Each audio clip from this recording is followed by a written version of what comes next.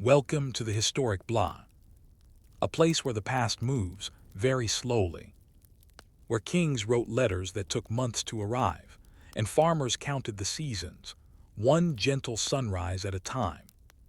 Tonight we'll wander through the calm corridors of history, no wars, no drama, just the quiet turning of time. So take a deep breath, let your thoughts drift like leaves on a still pond. And if you find peace in these sleepy stories, you can like, comment, and subscribe, not out of urgency, but simply whenever you wake up. For now, close your eyes and let history whisper you to sleep. Welcome to Beautifully Boring History. Now beginning. Story 1. The early symbolism of earth tones in Norman keeps. It is difficult to imagine now, walking through the cold and wind-beaten ruins of a Norman keep, but once long ago those stone walls may have glowed with the deep ochres of iron-rich clay. Ochre, a pigment as old as human expression, played a quiet but consistent role in the architectural legacy of the Normans. You might be familiar with the narrative of William the Conqueror, the Battle of Hastings, and the swift spread of Norman fortification across England. But while most recall the formidable Motte and Bailey castles, fewer consider what adorned their interiors or what colors filled the chapels, the halls, and the spaces of judgment. Before grayness became the default vision of the medieval past, earth tones brought warmth and power into these new seats of control. A pigment of the earth. Ochre is, at its essence, dirt, but not just any dirt. It is iron oxide collected from the ground, sifted and refined. Its use goes back tens of thousands of years. In prehistoric caves and Roman villas alike, ochre served as one of the most accessible and stable pigments. For the Normans, freshly arrived from northern France, its earthy tones mirrored the soil of Normandy, reddish, rich, and symbolic of land ownership. The Norman invasion wasn't just a military conquest. It was cultural, aesthetic, and deeply symbolic. The Normans brought with them a desire to display permanence, legitimacy, and faith through architecture, and color helped them do that, even if subtly. Most Norman keeps were initially timber, but when stone replaced wood, the interiors didn't remain bare. In early stone, keeps like the White Tower in London or castle rising in Norfolk, ochre-based paint was often used to decorate small chapels, stone vaults, or even wooden beams in public halls. In many cases, the pigment was applied as a thin wash or dry pigment rubbed into the pores of stone, a rudimentary fresco of sorts. There were no vibrant murals or elaborate fresco cycles. Instead, there was a controlled modesty. And ochre fit that purpose. Humble, long-lasting, and imbued with centuries of Christian and classical symbolism. The religious weight of ochre. Color wasn't just aesthetic, it was theological. Ochre's warm reddish-brown hue connected to the color of dried blood, of martyrs, and of sacred earth. In the Christian context of the 11th century, especially during the Gregorian Reform period, color was heavily moralized. Bright, rich pigments were often associated with wealth or vanity unless used in strict ecclesiastical settings. Ochre, by contrast, offered a pious middle ground. Norman chapels within castles were not built for opulence, but for obedience. The modest pigment served a spiritual purpose. It evoked humility, permanence, and faith grounded literally in the earth. This is not to say that all Norman chapels were uniformly dull. Some scholars, particularly those studying remnants at Dover and Colchester, have found traces of faded decorative bands along arches and windows suggesting ochre was used to frame sacred space, not overwhelm it. One might consider a small chapel hidden within the walls of Rochester Castle.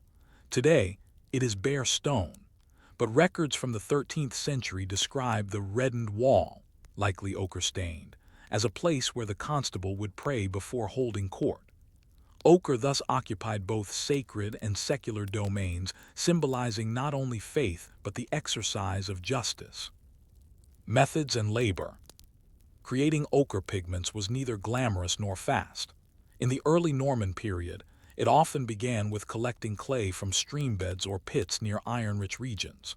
Once gathered, the clay was dried, ground into powder, and sifted. Depending on its exposure to heat, the color could range from yellow to deep red. Heating the pigment would darken it, an act that, interestingly, mirrored alchemical practices of transformation. The grinding of pigment was typically carried out by lower-tier laborers or women within the castle community, an invisible labor force. These workers, unrecorded in most chronicles, would spend hours pulverizing mineral matter, sometimes using old Roman querns or stone mortars passed down through generations. The dust from iron oxide could irritate the lungs and eyes. It was, in essence, dull, dangerous, and utterly essential work. Once prepared, the pigment was either mixed with water, egg, or animal fat, depending on its application. For stone walls, a water-based application was common. For wood, a binder like egg yolk tempera might be used to help the pigment adhere to the surface. Brushes were often rudimentary, made of horsehair or reeds. The application process was slow, methodical, and guided by both custom and ecclesiastical instruction. Why ochre persisted? Despite the eventual influx of other pigments from abroad, lapis lazuli from Afghanistan, malachite from the Urals, ochre remained. It persisted because it was stable, because it was available, and because it symbolized continuity. Even as castle architecture evolved in the 12th and 13th centuries with Gothic windows and ribbed vaults, the use of ochre remained in bas-reliefs, undercoats, and decorative friezes. In many keeps, remnants of ochre survived longer than other pigments because of its chemical durability. Even today, if you visit the lower crypt of Castle Acre Priory, you might see the faintest hint of a reddish tone on the stone, barely there, but stubborn in its persistence. One may ask, why would the conquerors of England, architects of power and instruments of Norman dominance, choose such a modest pigment to decorate their strongholds? Was it merely pragmatism, or did ochre's quiet voice carry deeper meaning, one rooted in earth, obedience, and permanence? When you walk through the arched corridors of a Norman keep, it's easy to believe the blank stone walls are a true reflection of medieval life, stoic, gray, utilitarian. But this perception is more the result of time's erosion than an accurate portrayal of medieval intention. In truth, those walls once bore the soft hues of pigment, most commonly ochre, applied not as an indulgence, but as a carefully chosen medium of political communication and control. In this section, we turn our attention to how color, particularly earth-toned pigments like ochre, played a quiet but potent role in shaping power dynamics within Norman castles. While bright pigments were scarce and costly, ochre's accessibility allowed it to be deployed widely for symbolism, hierarchy, and governance. Color as a marker of rank and space. Within a Norman castle, space was strictly hierarchical. Each room had a function, and each function was tied to a specific social rank. This stratification extended not only to size and furnishings, but to color as well. The main hall, often the heart of the keep, was where public audiences, feasts, and minor judicial matters took place. Here, ochre was frequently used in banded decorations or geometric patterns on plastered walls. These weren't elaborate frescoes, but rather simple motifs, such as repeated catafroils, crosses, or even abstract vines, each bordered in red or yellow ochre. These simple visuals were more than mere embellishments. They provided a subtle sense of warmth and boundary. They signaled that while this was a public space, it was also regulated, decorated not for pleasure, but to enforce the presence of order and stability. In contrast, private chambers of the lord or castellan often had different degrees of pigmentation, sometimes layered with whiter tones or faint attempts at shading. Servants' quarters and utility rooms, on the other hand, were typically left undecorated or had only the lightest wash of pigment. Here, practicality reigned, and the effort of color application was considered unnecessary. Thus, pigment reinforced status. Even when using the same base material, ochre, the way it was applied could indicate one's rank within the castle. It told a visual story of who belonged where and why. Judgment and symbolism in the painted chamber. Perhaps the most intriguing political use of ochre occurred in what came to be called painted chambers, semi-private rooms used for legal or administrative deliberation. In some Norman castles, a chamber off the main hall would be partially enclosed, with benches along the wall, a small altar, and sometimes a lectern. These were places of legal arbitration, confessions, or the signing of decrees. Ochre played a subtle role here. Its reddish hue, symbolically connected to both justice and piety, was often applied to the walls in broad, unpatterned swathes. The idea was not to distract, but to invoke solemnity. Medieval chroniclers, including Orderic Vitalis, noted that the presence of red or earth tones in chambers of law created an aura of gravity. In this context, pigment became psychological. It wasn't just there to decorate, it was there to influence behavior. Entering a chamber stained with red ochre signaled that you were stepping into a space of authority. You were to speak carefully, act justly, and remember your place within the social and divine order. Training the eye, pigment in instruction. Color was also a teaching tool. Monks and clerics attached to castles, often serving as scribes, chaplains, or educators, used pigmented walls to communicate theological or moral lessons. Simple ochre-based paintings of biblical figures or moral allegories were sometimes daubed onto chapel walls or instruction rooms. One surviving example is found at St. John's Chapel in the Tower of London, where traces of pigment suggest that images of saints and angels may have once adorned the apse, painted in red ochre lines over a whitewashed background. The simplicity of these images wasn't a result of artistic poverty, but of doctrinal restraint. The Normans, influenced by Cluniac and Benedictine ideals, preferred symbolic clarity over excessive visual indulgence. It's important to remember that most castle inhabitants were illiterate. Color and simple imagery were therefore crucial tools for instruction and control. In the absence of widespread books, a painted saint wielding a sword or an angel with outstretched arms could convey moral guidance more effectively than any scroll. And what better material to use than ochre, cheap, stable, and theologically uncontroversial? Color, conquest, and cultural imposition. While Norman castles were themselves instruments of conquest, their internal aesthetics also served as cultural impositions. When the Normans arrived in England, they encountered an Anglo-Saxon building tradition steeped in wood, wattle, and paint. Bright colors were common in pre-conquest hall houses and churches, but the Norman aesthetic differed. It emphasized order, restraint, and verticality. Thus, the use of ochre wasn't just a matter of practicality, it was ideological. It replaced the Anglo-Saxon affinity for vibrant blue and green tones with a more subdued palette. This visual shift reflected a deeper political agenda, to overwrite local customs with a new, regulated identity. It's telling that in many former Saxon strongholds that were repurposed by the Normans, the original wall paintings were whitewashed and re-stenciled using ochre. Some records from the late 11th century refer to the cleansing of false symbols in occupied churches, likely meaning the removal of imagery not sanctioned by Norman ecclesiastical authority. Even color, then, became a tool of conquest. The silent legacy of faded walls. Today, when archaeologists and conservators study pigment traces in Norman keeps, they do so with painstaking care. Using ultraviolet light, digital mapping, and chemical analysis, they often discover that what appears to be plain stone was once alive with tone and texture. One fascinating example is at Castle Hedingham in Essex, where a small niche within the chapel was found to contain a faint halo of red pigment around the recess, likely a frame for a painted saint or sacred relic. Another is the keep at Norwich Castle, where ochre traces were identified on the interior stairwell, a place where guards and servants would have passed daily.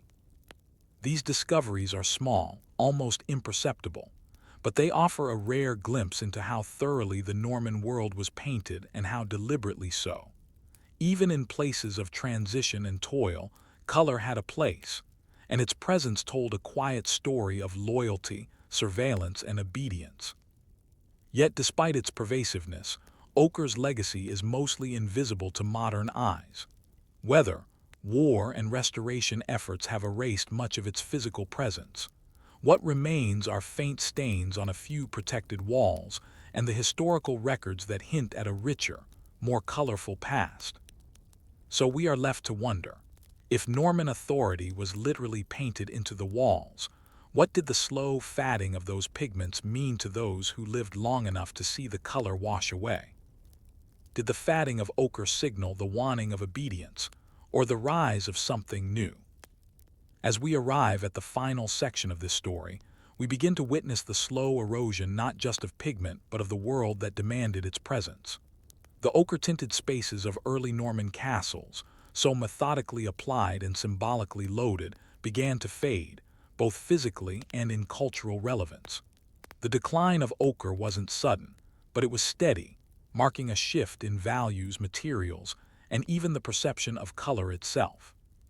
This section explores that transition, how ochre lost its dominance, what replaced it, and what that change reveals about the evolution of medieval authority, aesthetics, and architectural intent. A new century, a new vision. By the early 13th century, the Norman aesthetic so defined by restraint and functional dominance had begun to shift.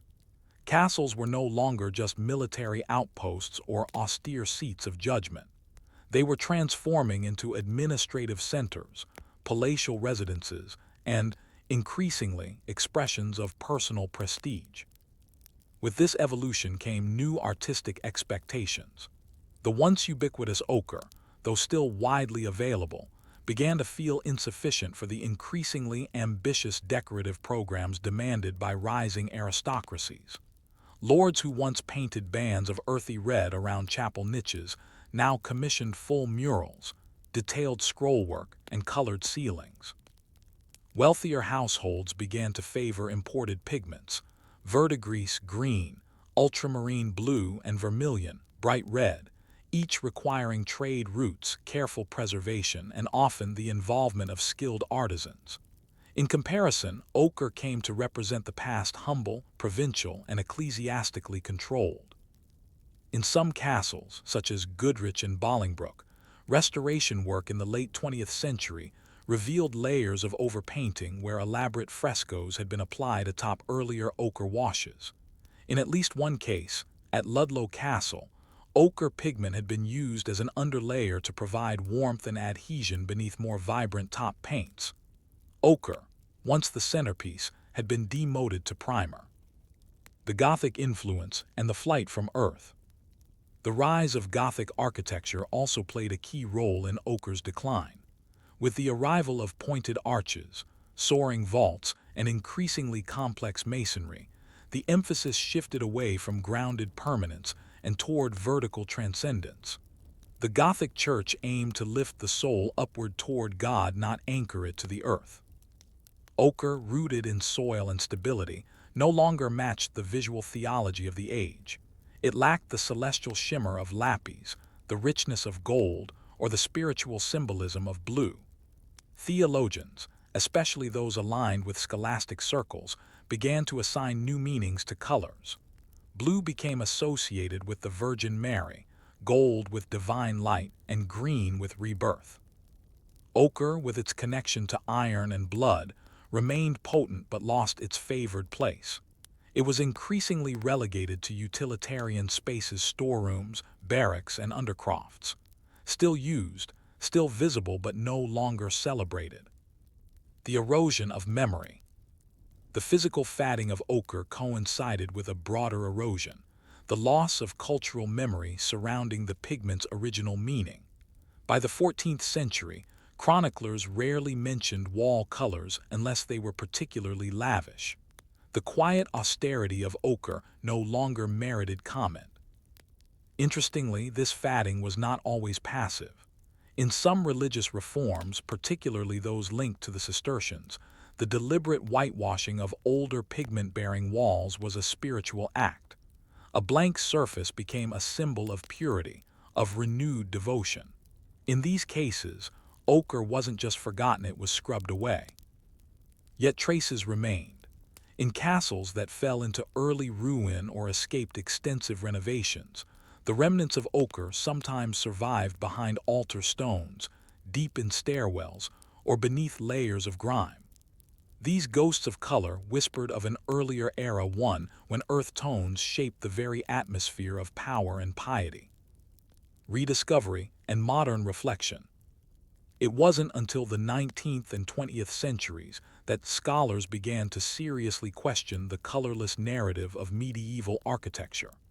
As part of the broader Gothic revival and arts and crafts movements, artists and historians turned their attention to the materials and methods of the past. Archaeological studies revealed surprising details. Microscopic samples taken from castle walls, especially in chapels and halls, often contained iron oxide particles, evidence of ochre wash. Documents were re-examined, such as inventory lists, expense rolls, and letters between lords and artisans. The term rubium pulver, red powder, appeared repeatedly, casually referenced as if its presence were obvious and expected. In time, conservation projects at sites like Dover Castle and Chepstow began experimenting with pigment recreation. Ochre was once again mixed with binders, applied to lime-washed walls, and studied under changing light. Though often invisible to tourists, these recreations helped scholars better understand how mood, hierarchy, and power were shaped by color. One particularly poignant moment occurred during the restoration of Clifford's Tower in York. While clearing soot and rubble, conservators uncovered a narrow strip of wall, its surface still bearing a blush of red ochre protected by centuries of darkness. It was a fragile reminder of something once widespread and deeply intentional. Final thoughts: the pigment of power and permanence.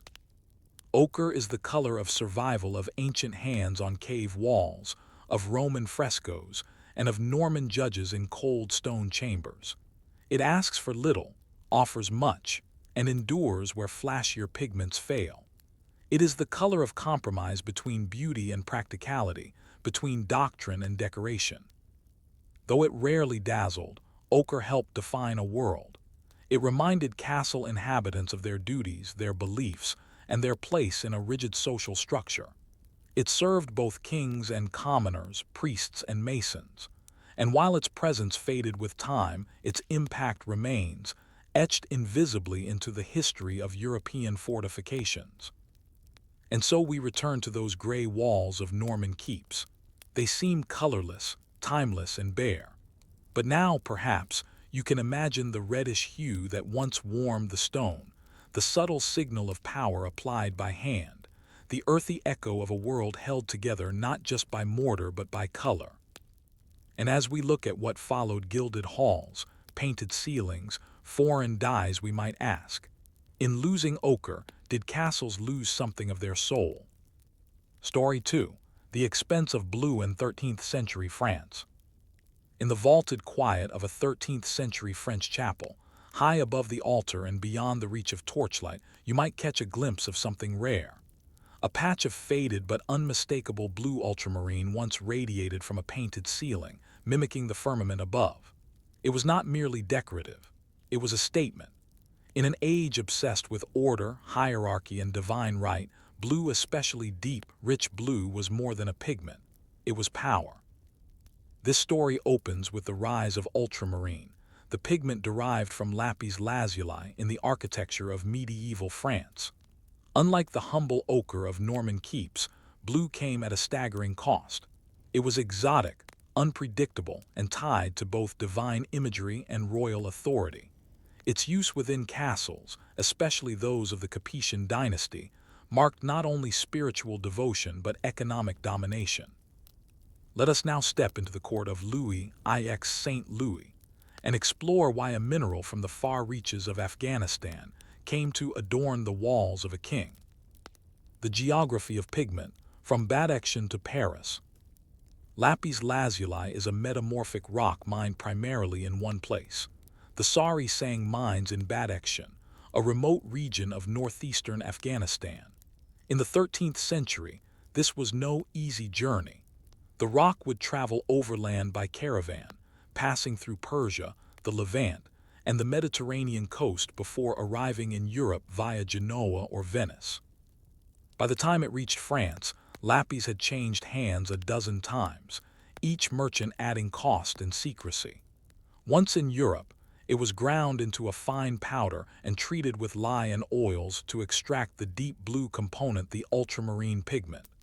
It was the most expensive color in the medieval palette, more expensive, even, than gold. Its name literally means beyond the sea, ultramarinum, and it retained the aura of the unreachable. For Louis IX and other monarchs, using ultramarine in architecture or manuscript illumination was an act of celestial appropriation.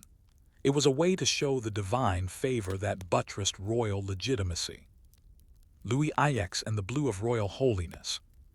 Saint Louis is remembered for many things: his piety, his crusades, his legal reforms, but among art historians, he is especially remembered for his color.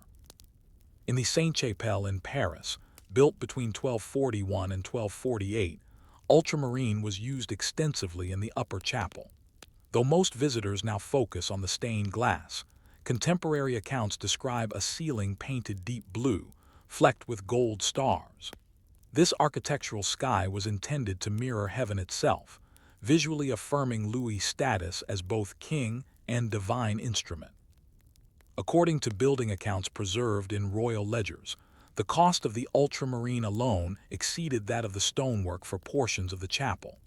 The pigment was applied using a technique similar to fresco secco, dry plaster painting, and required constant maintenance due to its instability in humid climates. Blue was also used symbolically in the royal seals, robes, and manuscript margins of the king's decrees. While red symbolized the power of blood and judgment, and green the vitality of land and growth, blue came to signify purity, trustworthiness, and divine law. To step into a royal chamber with blue-painted walls was to feel the weight of sacred authority. Blue was no longer just a color, it was an experience. Blue as a marker of class and caution. Unlike ochre, which could be found in modest chapels and local halls, ultramarine was inaccessible to all but the wealthiest patrons. Even among nobles, it was used sparingly. A single panel painted in blue might exhaust a minor baron's budget. As a result, blue developed a psychological exclusivity. To see blue in a castle, especially on ceilings, alcoves, or window frames, was to enter a different visual and symbolic world. It was a luxury display, a declaration that one could afford not just power, but the aesthetics of paradise. Yet blue came with challenges. It was chemically unstable if mixed incorrectly. If applied to damp surfaces or mixed with poor binders, it would flake, gray, or even turn green. Painters and builders required significant training to work with ultramarine, and many treated it with ritualistic care, grinding the stone under strict supervision, mixing only with purified oils, and storing it in sealed containers. This exclusivity reinforced hierarchy in more than one way. Not only did the wealthy control access to the material, they also controlled access to the knowledge of how to use it. Architectural blueprints, castles, and the coded use of blue.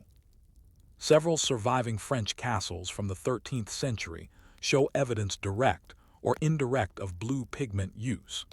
In the Château de Vincennes and Château de Coucy, excavations and wall analysis have revealed ultramarine traces in decorative shields, ceiling bosses, and occasionally along window tracery. In some cases, blue was used not as a wash, but to paint symbolic elements, fleur-de-lis, halos, or coats of arms. The deliberate placement of blue in these symbols, often reserved for royal or religious imagery, suggests that the color was not spread widely but concentrated strategically, almost as punctuation marks of power. It's worth noting that ultramarine was rarely used in kitchens, stables, or barracks. There, ochres and soot-based blacks prevailed. Blue was reserved for presence chambers, chapels, and queens' apartments. Its usage thus reinforced the architecture of exclusion, telling you where you were and who you were not. One might ask, what message does a pigment send when it appears only in select rooms? And what happens to that message when the color fades? The quiet fade of blue. Unlike ochre, which fades into a dusty reddish-brown over time, ultramarine has a more unpredictable afterlife. Depending on exposure to light, humidity, and air pollution, it can fade, discolor, or even vanish completely. Today, many of the blue-painted ceilings of Sainte-Chapelle have been restored using modern materials because the original pigment degraded too severely to preserve. Conservators work with fragments, samples, and medieval recipes, attempting to mimic what once was. This raises questions not only about authenticity, but about memory. What happens when a color that once meant divinity is lost? Does the space still feel sacred? Can one still sense the authority that blue was meant to convey? In the fading ceilings of 13th century France, we find a strange paradox, a color too expensive to ignore and too unstable to survive. And so we ask, if blue was the color of heaven, what remains when heaven itself begins to peel? By the middle of the 13th century, blue had become a pigment of paradox. It was everywhere in theory, and yet rarely seen in practice. Its symbolic presence loomed large over courts, cathedrals, and castles, but the actual material true ultramarine derived from lapis lazuli remained tantalizingly out of reach for all but a few. In this section, we examine the intertwining of economics, politics, and pigment, and how the color blue became a powerful but precarious currency of authority. Where ochre had once whispered of earth, continuity, and humble obedience, ultramarine shouted heaven, purity, and divine right.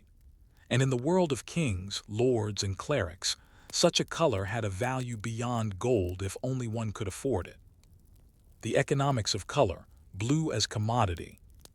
Lapis lazuli in its raw form was a rock not immediately impressive to the eye, especially before processing.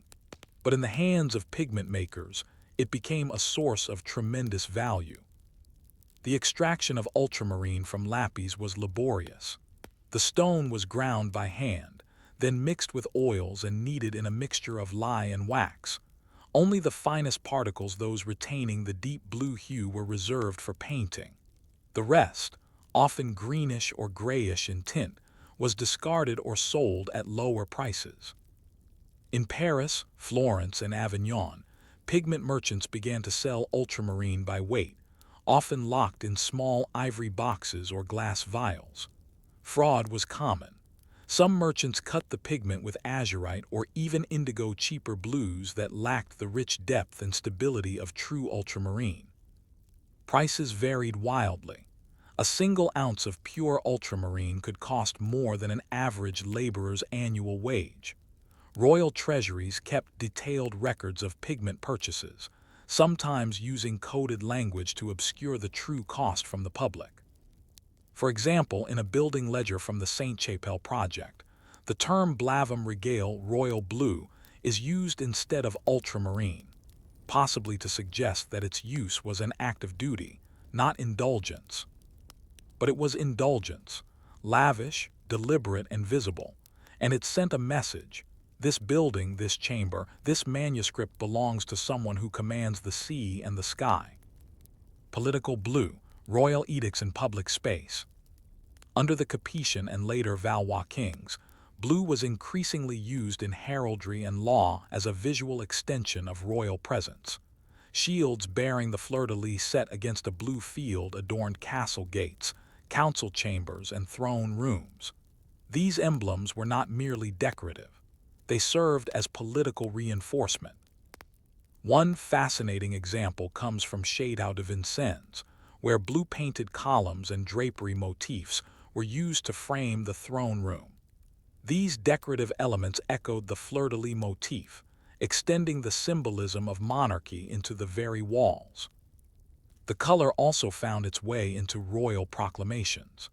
Illuminated manuscripts of legal codes, especially those issued by Louis IX and Philip IV, frequently used ultramarine backgrounds for the opening capitals surrounding the word of the king with the pigment of the heavens. This was no accident.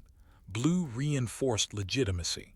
By cloaking law in divine color, monarchs sought to erase the distinction between royal will and divine order. To obey the law was, implicitly, to obey God. The church and blue shared symbols, silent rivalries. The church, of course, had its own long relationship with blue.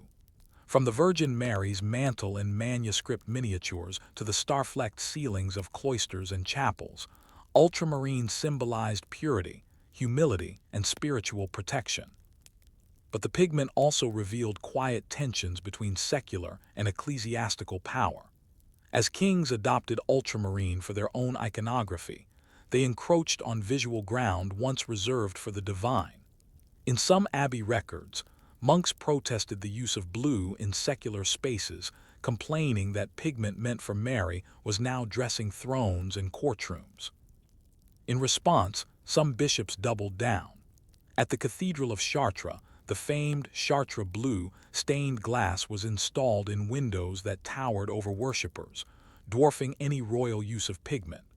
Though not made from lapis, the color echoed the symbolism of ultramarine, asserting the church's command of spiritual color in glass as kings did in paint. The struggle for visual supremacy was rarely open, but always present. In a world where few could read, color was language and ultramarine was among the most eloquent of all. The workshop behind the walls, artisans and anxieties.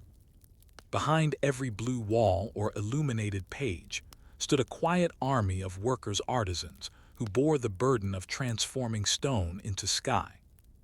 Pigment makers, often independent contractors, lived precariously. A bad batch could destroy a panel and ruin a commission. A successful mix could secure employment for years. Painters had to work swiftly, especially in dry conditions. If the binder failed or humidity crept in, the pigment would powder off the wall within weeks. Artisans also bore witness to the politics of pigment. A painter decorating the walls of the Louvre might overhear debates between architects and royal treasurers' arguments over whether to use a cheaper blue for certain borders, or whether the ceiling absolutely required genuine ultramarine. In some cases, artisans took small liberties. Signatures hidden within floral motifs, marginal doodles, or jokes scrawled in underlayers of paint offer glimpses of the lives behind the labor. One 13th century craftsman in Rouen painted a tiny figure of a donkey in bishop's robes into a decorative border, perhaps a private protest against an overbearing patron. The relationship between pigment and power was never neutral. It shaped not only the appearance of castles, but the lives of those who made them beautiful. Blue's fragility, blue's hold. As castles aged, many of their blue spaces faded. Fire, war, and weather wore down the pigment. In some cases, blue was painted over in white or red symbols of reform, economy, or military necessity. During the 100 Years' War, hastily constructed garrisons had no room for such extravagance. But something curious happened. Even when the pigment disappeared, its memory lingered. Writers continued to describe blue ceilings, even if they had faded. Visitors spoke of the sky within the walls, long after that sky had dimmed. Blue, it seemed, had become an expectation, a visual memory that outlived the paint itself. What does it mean when a color transcends its material form? When the idea of blue remains long after the pigment is gone? As blue receded from the physical realm, it entered myth. It became a part of the way people imagined kingship, heaven, and history.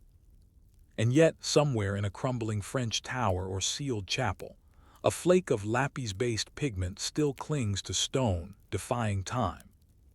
We are left to ask, if blue is so ephemeral, why did kings fight to possess it? By the end of the 13th century, ultramarine was no longer a surprise. It had become expected in the sacred and royal spaces of France. Kings had used it to cloak their chapels in celestial metaphors. Queens had it painted in their oratories. Bishops wielded it in glass and on page. The pigment that had once arrived from the distant mountains of Afghanistan now stood at the center of medieval imagination. But as the century gave way to the next, blue's uncontested position in courtly and sacred art began to waver. Its prestige remained, but its meaning shifted. In this final section, we explore how ultramarine and the broader symbolic world of blue gradually faded from its golden age, how its use transformed with the tides of war and religious change, and what remains today both in pigment and memory. Blue and the 100 Years' War, a vanishing luxury. The 14th century ushered in a period of crisis for France. The 100 Years' War, 1337–1453, sparked by dynastic claims and fueled by shifting alliances, turned the countryside into a battlefield. Castles were no longer simply symbols of power. They became strategic fortresses, garrisons, and sometimes ruins. Under these conditions, the elaborate decoration of interiors, especially those requiring costly materials like ultramarine, was no longer feasible. Royal treasuries were strained, and even the wealthiest noble houses began to direct their funds toward armament, fortification, and diplomacy. Pigments like ochre, carbon black, and even cheaper blue substitutes like azurite or indigo returned to favor not out of aesthetic preference, but economic necessity. Ultramarine, already difficult to transport and unstable in application, became an impractical extravagance. In castles that changed hands during the war, records often mention the stripping of wall hangings, tapestries, and pigment-bearing panels. Some nobles even sold stored pigment supplies to fund mercenary pay or ransom demands. Color became a casualty of war. A shift in meaning, from divine blue to bourgeois comfort. As blue fell from its sacred and royal pedestal, it slowly found a new identity. By the 15th century, blue was no longer reserved solely for saints and kings. The growing merchant class, especially in urban centers like Paris, Toulouse, and Lyon, began to commission blue-painted furniture, textiles, and even architectural details in townhouses. Of course, this was rarely true ultramarine. Cheaper alternatives like smalt ground cobalt glass or plant-based woad were more accessible and suited to secular decoration. But the idea of blue as a cool, calming, respectable color had spread. In some ways, blue's transition from the divine to the domestic mirrors the evolution of medieval society. The rise of civic pride, guild patronage, and the slow decentralization of royal authority meant that color-like power was being redistributed. Castle interiors, once defined by stark visual hierarchy, began to mirror the changing aesthetics of late medieval life. More comfort, more color variety, more individual expression. The heavenly blue ceilings of Sainte-Chapelle became less common. In their place emerged painted beams, patterned wall panels, and colorful tiles, often with blue as one of several tones, not the dominant one. Religious reform and the purge of paint. The late medieval period also brought waves of religious reform, some of which directly challenged the use of luxurious color in sacred spaces. Though the Protestant Reformation would not begin until the early 16th century, the seeds were planted earlier through various calls for ecclesiastical austerity. Preachers criticized the cost of church decorations, associating expensive pigments with corruption and vanity. In some monasteries, especially those influenced by early reformist thinkers like the Waldensians or the precursors to the Hussites, there are records of walls being whitewashed, deliberately purging color, in a symbolic act of returning to purity. Even in Catholic strongholds, the exuberant blues of earlier generations were viewed with ambivalence. Some were maintained, others quietly allowed to fade. A pigment that had once been used to affirm power and holiness was now questioned, concealed, or neglected. Conservation and rediscovery, blue's afterlife. In modern times, the rediscovery of medieval blue has proven both scientifically complex and culturally profound. Many historic structures still contain minute traces of ultramarine visible only under magnification, infrared scanning, or ultraviolet light. At Saint-Chapelle, 19th century restorers attempted to recreate the original ceiling, applying modern ultramarine pigment with gold stars to approximate the celestial vision of St. Louis Court. Though beautiful, the restoration was controversial. What had once been a product of immense labor, trade, and faith was now recreated with synthetic chemistry and Parisian precision. At other sites, such as the Château de Germals, conservationists have uncovered fragments of blue used in ornamental patterns applied over plaster panels or carved stone. Each find requires careful analysis. Was it lapis? Was it azurite? Was it original or applied centuries later? These questions matter because they help us reconstruct not only the visual world of the past but its cultural priorities. In tracing blue's rise and fall, we trace the contours of medieval ambition, devotion, and identity. A reflection on color, class, and legacy. The story of blue in medieval castle architecture is ultimately a story about value economic, spiritual, and symbolic. Unlike ochre, blue was never a pigment of the people. It was rare, controlled, and charged with meaning. To use blue in a medieval castle was to claim access to something extraordinary, the divine, the eternal, the exotic. But such claims came at a cost not just in coin, but in labor, loyalty, and theological risk. Today, we no longer see blue as sacred. It is common, calming, corporate even. It's the color of uniforms, hospital walls, and distant skis. But in the 13th century, it was the color of heaven made visible if only for those who could afford it. And so, as we look up into the painted ceiling of a royal chapel, now largely restored or imagined, we are left with one final question. Was the color blue ever truly seen or merely remembered? Story 3. Poisonous Reds in Spanish Castles.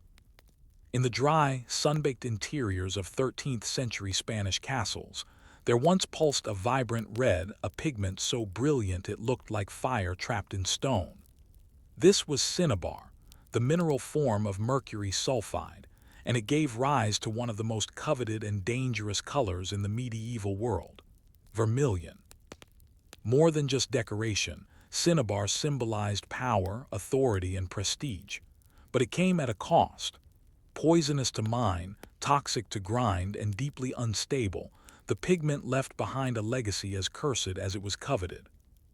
In this first section of Story 3, we travel into the Castilian courts and Andalusian fortresses where cinnabar reigned. We'll explore how the pigment arrived, what it meant to rulers of Christian and Muslim Spain alike, and how its usage reflected not only artistic ambition but the quiet, lethal burden of empire. The Earth Bleeds Red, cinnabar from Almaden. The story of cinnabar in medieval Spain begins beneath the soil in the ancient mines of Almaden, located in the heart of the Iberian Peninsula. These mines, known since Roman times, were among the richest natural sources of cinnabar in Europe. The bright red mineral was extracted in crystalline veins, its dust shimmering in the torchlight like powdered rubies. But it was a deadly beauty. The act of mining cinnabar released mercury vapor, which damaged the lungs and nervous system of those who worked the tunnels. Miners, many of whom were slaves, prisoners, or debtors, often exhibited tremors, madness, and early death. Even in an age accustomed to brutality, the Almaden mines had a reputation for shortening lives. And yet the pigment produced from this mineral was unmatched in brilliance. When ground and refined, cinnabar became vermilion, a vivid red so saturated and luminous it seemed to glow from within. No other pigment of the period, natural or synthetic, matched its depth. This contradiction between beauty and toxicity defined cinnabar's place in medieval history. It was a pigment of prestige and peril, favored by kings and caliphs, and feared by the hands that made it. Red as authority, Castilian uses of vermilion. In the emerging kingdom of Castile, red was a political color. It symbolized rule, justice, and divine favor. Monarchs used red in seals, flags, and legal documents. When castles were built or taken from Muslim rulers, they were often redecorated with red frescoes and heraldic symbols. Vermilion, with its rich hue, became a favored pigment for heraldry and banners within fortress walls. Within castle interiors, cinnabar-based vermilion was typically used to frame doorways, paint coats of arms, or mark important thresholds. In palatial chambers, red was applied in geometrical patterns or even mural motifs, often in combination with gold leaf or blue mineral pigments, when budgets allowed. A fascinating example is found in the Alcazar of Segovia. Though heavily restored, the walls of the throne room once bore cinnabar red flourishes around the arches and ceiling bosses. A 14th century inventory refers to rojo de reyes, red of kings, being used to decorate the borders of a newly installed wooden coffered ceiling. Here, red didn't merely decorate, it declared. It asserted control, dominance, and continuity with Roman traditions of imperial authority. Cinnabar in Al-Andalus, red under the crescent moon. While Castilian kings favored vermilion, they were not its only patrons. In the Islamic-ruled territories of Al-Andalus, cinnabar found its place in the architectural and artistic marvels of the region. Moorish palaces, such as the Alhambra in Granada and the Alcazar of Seville, made extensive use of colored stucco, tilework, and painted wood, often featuring vibrant reds made from cinnabar. In Islamic art, color carried layered symbolic meaning. Red represented life, victory, and divine protection. It also marked sacred thresholds. Arches and domes often bore red borders, floral motifs, or calligraphy inked in vermilion, especially verses from the Quran or invocations of divine names. Islamic artisans in Al-Andalus developed techniques for stabilizing cinnabar by mixing it with specific oils and waxes, methods possibly learned from earlier Roman or Byzantine sources. These refinements helped cinnabar endure in humid Andalusian climates longer than it typically would in the north. What's particularly notable is the extent of visual exchange. In castles like the Alcazar of Seville, even after Christian reconquest, Moorish styles persisted. Red pigments remained in use, applied now to Christian imagery within mudéjar frameworks. In this hybrid aesthetic, cinnabar bridged two cultures serving both the crescent and the cross. The deadly cost of beauty. Despite its prestige, cinnabar carried hidden dangers. Artisans tasked with grinding the mineral into pigment were exposed to toxic mercury dust. Prolonged contact caused tremors, ulcers, memory loss, and hallucinations. In workshop manuals, there are warnings, some written in Latin, others in Arabic, about the need for ventilation and caution. One text from Toledo in the 13th century advises pigment makers to wear veils of cloth and not let the dust touch the tongue, a rare moment of occupational concern in an otherwise indifferent world. Another Andalusian recipe book recommends storing cinnabar in lead-sealed jars and handling it only on days of dryness, when humidity would not carry the dust to the lungs. Still, protections were limited. Many apprentices died young, others went mad. There were rumors, whispered in both Christian and Muslim cities, that to work with cinnabar was to risk your soul, that the pigment, so beautiful, must surely come from the devil. These fears were not entirely superstitious. Modern science confirms the lethal properties of mercury sulfide and the long-term effects of exposure. And yet, in the medieval world, necessity and status outweighed fear. The red had to shine no matter the cost. A dual legacy, prestige and poison. As vermilion continued to mark royal halls, sacred texts, and ceremonial shields, its associations deepened. It became the color of diplomacy used in treaty signatures. It marked executions painted onto the names of traitors. It adorned the divine used in manuscript initials and altar decorations. But it also left a quieter legacy, one written in the margins of ledgers and the absences of those who once worked the pigment mills. In some Castilian castle records, the costs of cinnabar are listed without notation of the labor required to process it. The pigment is simply there, like stone or timber. Its dangers are invisible, its human cost unspoken. What does it mean when a pigment becomes more valuable than the people who produce it? And if a color is meant to celebrate power, but poisons those who bring it to life, does it still glorify or does it quietly accuse? The brilliance of vermilion red born from the deadly mineral cinnabar had permeated the courts and castles of medieval Spain by the 14th century. But its presence was not limited to grandeur. It framed the political, spiritual, and social hierarchies of the age. In this section, we examine how cinnabar was embedded in the ceremonial and symbolic language of Iberian castles, how its usage reflected the cultural tensions between Muslim and Christian rulers, and how its dangers began to spark regulation, retreat, and even erasure. This is not only the story of a pigment, but of a society wrestling with the visual weight of red, a color too potent to ignore, too dangerous to wield lightly. Red in ritual, ceremonial spaces, and painted hierarchies. Within Castilian and Aragonese castles of the 13th and 14th centuries, the throne room was the locus of ceremony. Vermilion was often used here not in large swathes, but in calculated precision. Painted heraldry, ribbed ceiling beams, and doorways leading into council chambers were outlined in red, often paired with gilded tracery.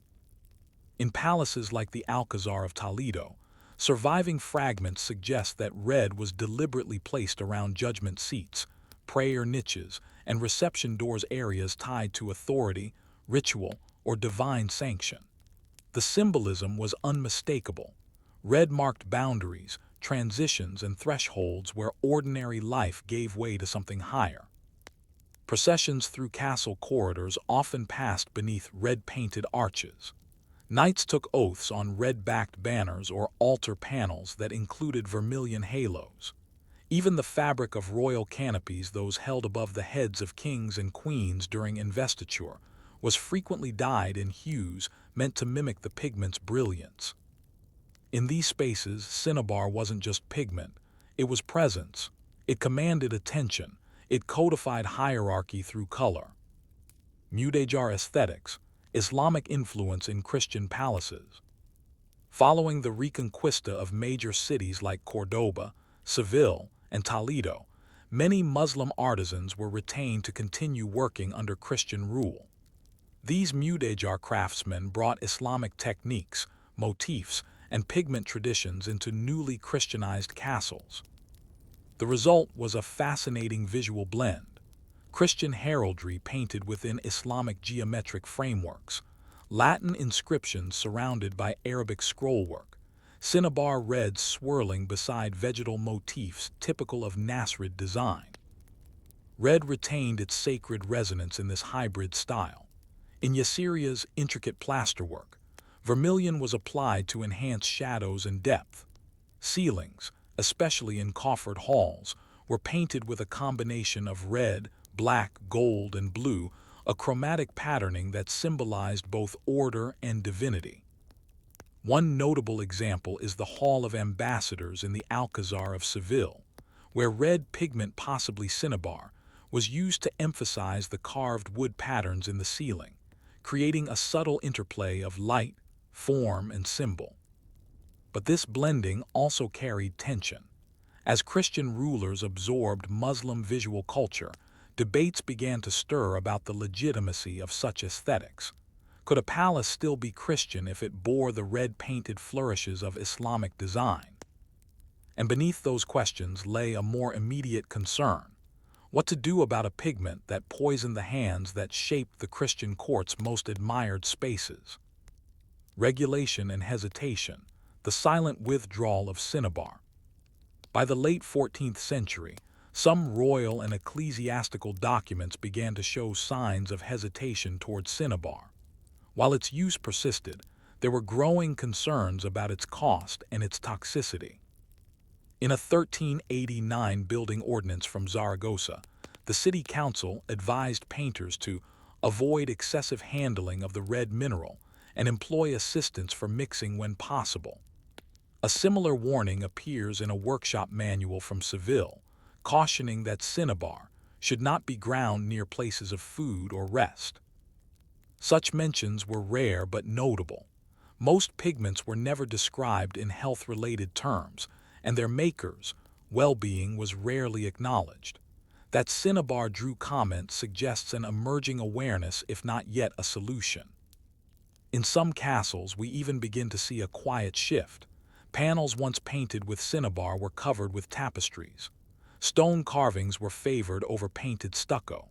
Reds were still used, but increasingly substituted with less dangerous alternatives: minium, red lead, red ochre, and imported cochineal, a dye from the Americas, though not until much later. Vermilion remained desirable, but now it was laced with anxiety. Red and repression, the color of judgment. The symbolic role of vermilion began to take a darker turn in judicial and punitive spaces.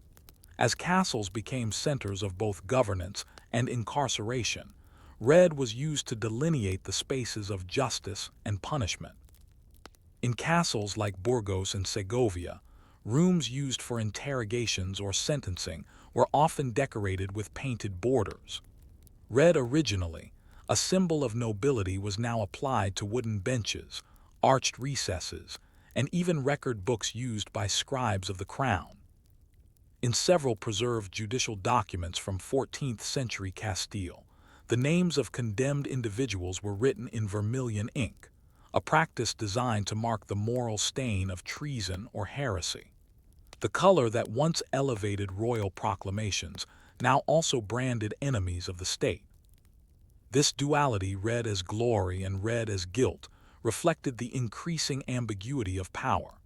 A pigment once synonymous with royal ceremony now hinted at punishment, fear, and control.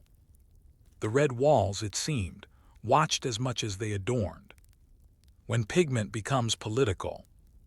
As the Spanish kingdoms marched toward consolidation and centralization, the symbolic value of color only intensified.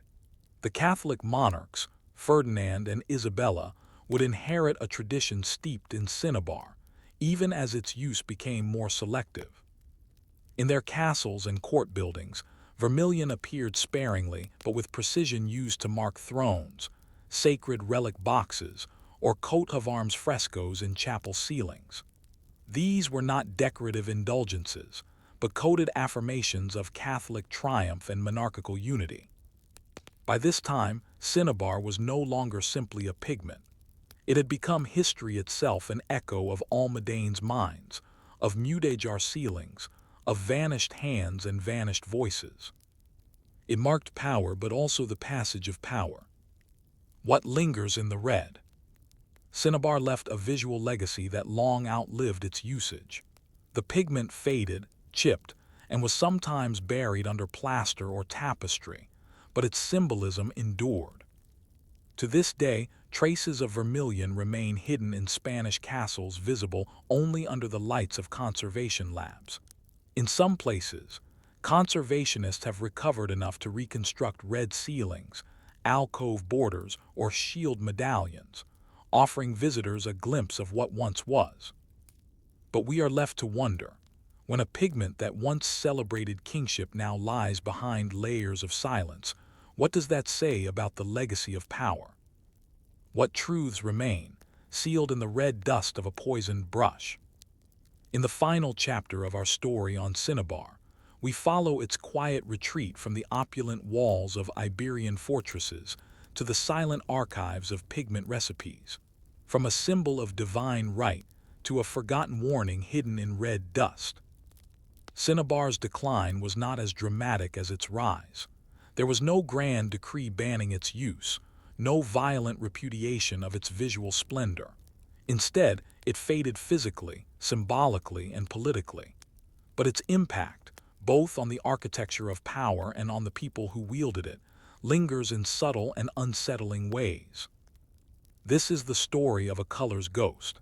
How a pigment once tied to prestige and punishment came to haunt the margins of Spain's historical record, and what its memory reveals about how societies shape, sacrifice, and forget beauty. A fading presence in stone and paint. Vermilion, so vibrant in its youth, was never built for permanence.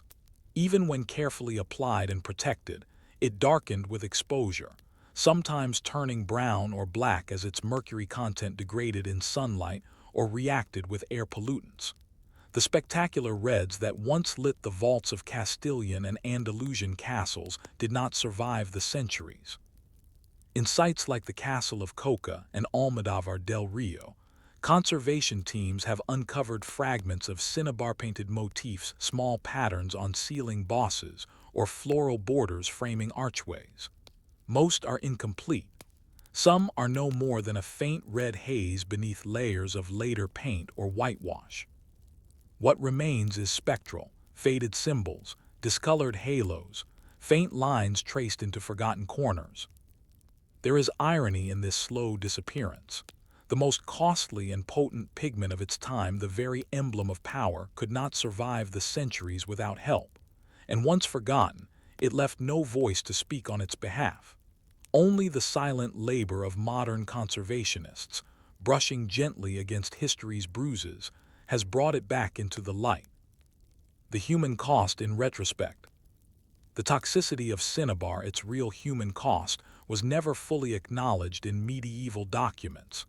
The suffering of miners, pigment grinders, and painters appears only obliquely in the record, in death rates, in passing mentions of illness, or in warnings scrawled at the margins of recipe books. But today, armed with scientific understanding, we know the extent of the danger.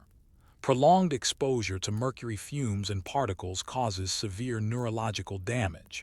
The tremors, mood disorders, and early deaths reported among pigment workers were not divine punishment, but industrial poisoning. Modern historians and conservators have tried to reconstruct the lives behind the walls, who made these colors, who bore their cost, and why. Their findings challenge the traditional focus on royal commissions and elite tastes. They shift our gaze downward to the unknown apprentices, the enslaved miners of Almaden, the itinerant painters who carried pigment in cloth satchels and left no signature behind. Their suffering made beauty possible, and that beauty in turn served the powerful. It raises the unsettling question: how much of history's glory was built on quiet, unacknowledged pain? From prestige to prohibition. By the 16th century, cinnabar's role in architecture had largely disappeared. It survived in manuscripts, panel paintings, and limited fresco work, but even in those contexts, it was increasingly replaced by synthetic alternatives or safer mineral reds. Part of this shift was technological.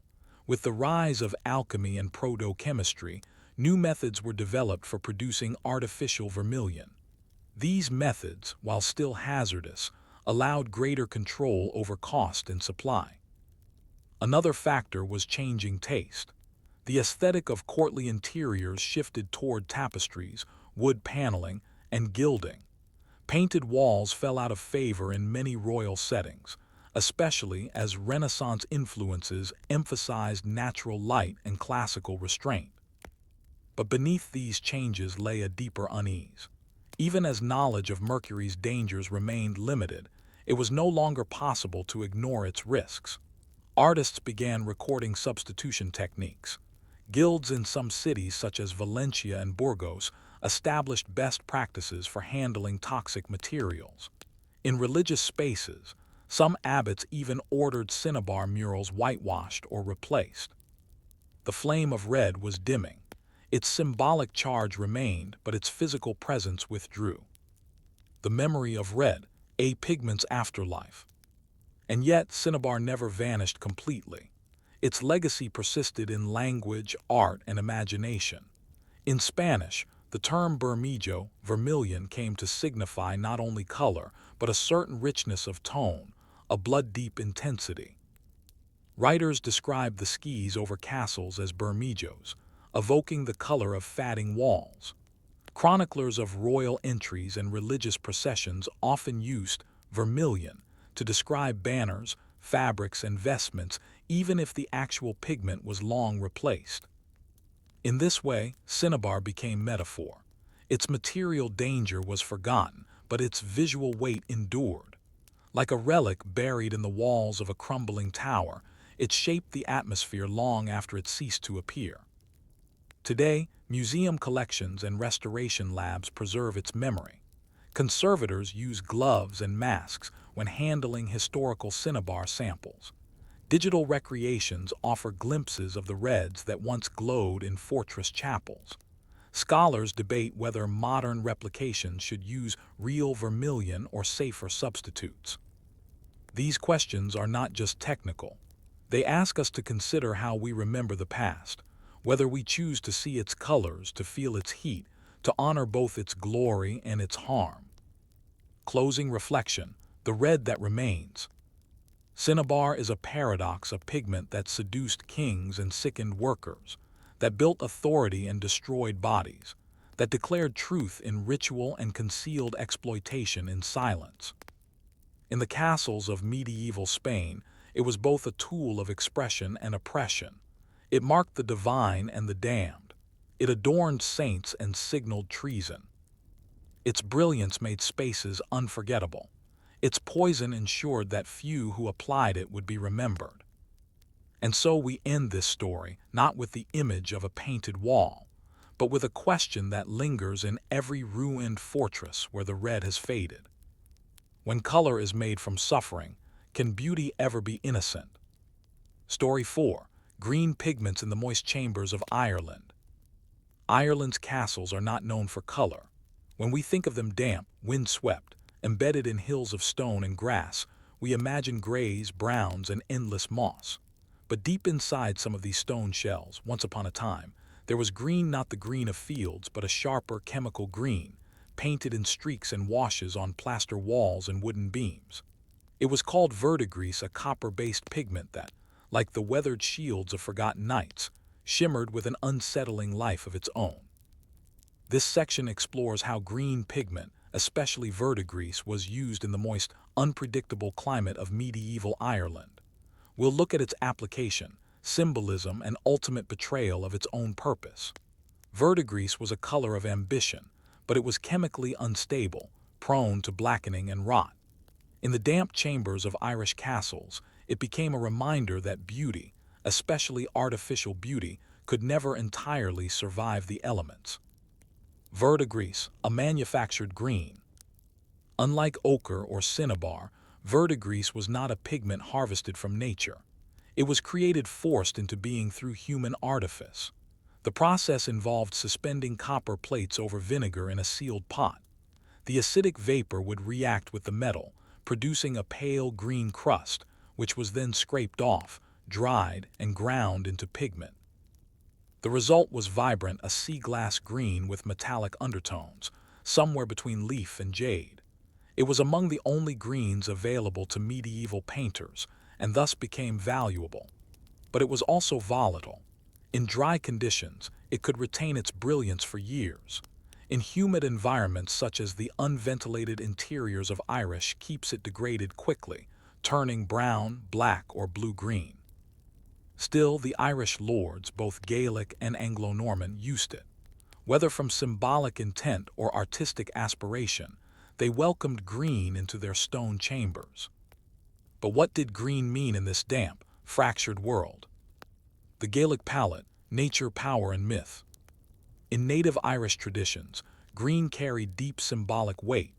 It was the color of sovereignty, fertility, and the land itself. In pre-Christian mythology, green was the domain of Owls She, the people of the mounds, the fair folk, spirits who lived beneath the earth and watched over groves and rivers. Wearing or painting green could be a mark of respect or defiance toward those unseen powers. Even after Christianity spread, the symbolic hold of green remained. In bardic poems and monastic marginalia, green was used to evoke life, rebirth, and the wild autonomy of nature. To bring green into a stone castle, a structure meant to dominate and tame, was, perhaps, to strike a balance between power and place. Among Anglo-Norman settlers, green was often used more practically. In castles like Trim, Kilkenny, and Dunamace, traces of green pigment have been found on ceiling joists, window surrounds, and decorative borders, sometimes accompanied by floral motifs. Here, the pigment seemed to function as a visual bridge between the harshness of masonry and the softness of the surrounding landscape. But verdigris in Ireland always faced the same enemy: moisture. Green's chemical betrayal. Verdigris is notoriously unstable in damp conditions, and few places in Europe offer more consistent moisture than Ireland. Constant rain, thick sea air, and stone construction meant that most castle interiors remained cool and humid year-round. Walls painted with verdigris would often weep. Over time, the pigment would react with lime-based plasters and iron fixtures, discoloring into streaks or flacking entirely. Wooden beams soaked in green would eventually rot unless regularly dried, an unlikely task in drafty halls. This decay was not just aesthetic, it carried symbolic implications. The color of life was literally eating the walls. Verdigris painted on saints' robes in chapel niches would blur into shadowy pools. Borders of green around windows meant to suggest vines or natural growth became cracked, moldy outlines. Monks and painters recorded this transformation with frustration. A surviving note in the Book of Lismore mentions that the green has darkened as earth over bone. In another, a painter working in a Tower chapel near Cork warned his apprentice, "Do not trust the green, it turns on you in the dark." In the end, verdigris became a color of caution. Beauty gave way to decay, and decay, in the medieval world, was never far from spiritual judgment. Practical uses and small indulgences. Despite its risks, verdigris continued to be used, though often in small, controlled ways. Border flourishes, trim lines, and detail work allowed painters to include green without risking large-scale degradation. Some of the finest examples come not from grand castles, but smaller fortified manors, such as Carlingford Castle or Rathfarnham. In these, fragments of green-painted plaster have been recovered from inner wall faces, suggesting either decorative friezes or vegetal imagery. Verdigris was also used in manuscript illumination within castle scriptoriums. Small devotional books commissioned by the nobility often included green-painted foliage, marginal figures, or initials. Here, verdigris was less exposed to the elements and could endure longer, though even in manuscripts, it sometimes corroded the vellum beneath, eating holes in the page over centuries. And yet the pigment was loved. One painter wrote that verdigris shines like the breast of a mallard when fresh. Another compared it to the livery of spring. To use green, even fleetingly, was to assert beauty against ruin. It was a gesture of aesthetic defiance. A color of uncertainty. Unlike blue, which signified authority and heaven, or red, which shouted power and peril, green in Irish castles hovered in a different register. It was less stable, less fixed in meaning. It could be hope or danger, life or rot, fertility or betrayal. Perhaps that's why it was used so sparingly, offered in touches, not floods. Verdigris was a test, not a certainty. And in a land of shifting alliances, foreign invasions, and unpredictable weather, perhaps that made it the most honest color of all. But what does it say about a society that paints its chambers with a color destined to vanish? Was verdigris a symbol of trust in beauty, or a quiet concession to its inevitable decay? As verdigris crept into castle walls and manuscripts in medieval Ireland, it carried with it more than color. It bore meaning unsettling, ambiguous meaning. Green was never entirely trusted in medieval iconography, and when painted with verdigris, a pigment that rotted walls and corrupted the very plaster it clung to, the color's reputation wavered between admiration and anxiety. In this second section, we turn from verdigris as material to verdigris as symbol. We explore how green came to represent both vitality and treachery, how religious imagery absorbed and at times rejected green pigments, and how verdigris began to fade from the architectural language of castles in Ireland, leaving behind smears of a beautiful, unstable past. Green saints and green sinners, the duality of the pigment. In Christian iconography, color was theology. Red signified martyrdom, blue the heavens, white purity. Green, however, was fluid. In some contexts, it represented rebirth used in the vestments of clergy during ordinary time or painted around garden scenes in hagiographies. But in others, it shaded into sin. Green was the color of envy, heresy, and uncertainty. Devils in mystery plays were sometimes painted green, and serpents in illustrated psalters often writhed in verdigris tones. The medieval association of green with poison perhaps linked to the pigment's copper base, and its own volatility cemented its uneasy role in both sacred and secular spaces. In Irish castle chapels, this ambivalence surfaced in subtle ways. A painted figure of St. Patrick might wear a faded green coat, flanked by golden borders, and attempt to claim the color as national and holy. Yet in the margins of other artworks, green creatures lurk, dragons, demons, or twisted spirits rendered in flickering verdigris. One cleric, writing from a priory near Loch Derg, warned that the green of false prophets burns the page with hidden fire. It's likely he had seen verdigris corrode the vellum of manuscripts firsthand. Even beauty, it seemed, was suspicious when it came in green. Alchemy and the Green Lion. Outside of religious symbolism, green took on other, more esoteric meanings. Among the alchemists of medieval Europe, including those with contacts in Irish monastic or noble households, verdigris became an important material. Known for its reactive qualities, it featured in transmutation experiments, medical recipes, and symbolic illustrations. One of the most famous alchemical symbols was the green lion devouring the sun, an image interpreted in various ways. As the transformative power of base matter, the beginning of spiritual awakening, or even as the dangerous pursuit of forbidden knowledge. Verdigris, as a corrosive pigment derived through artificial means, fit neatly into this lore. It's no coincidence that some castle owners, especially in regions like Meath and Munster, patronized both painters and herbalists. Manuscript marginalia from Irish towers include herbal glosses that warn against the use of green pigment in remedies and warn that what is green must be sealed from the breath. This reflects a quiet cultural unease. Verdigris was useful, it was beautiful, but it was also alchemical, tampered, volatile, unnatural. Verdigris in castle interiors, rot behind the walls. Verdigris's instability wasn't merely symbolic, it was physical. The pigment's tendency to corrode plaster and wood meant that, over time, green-painted surfaces crumbled more quickly than others. In castles like Kells Priory and Roscommon, architectural surveys in the 20th and 21st centuries uncovered what archaeologists call ghost traces of green paint.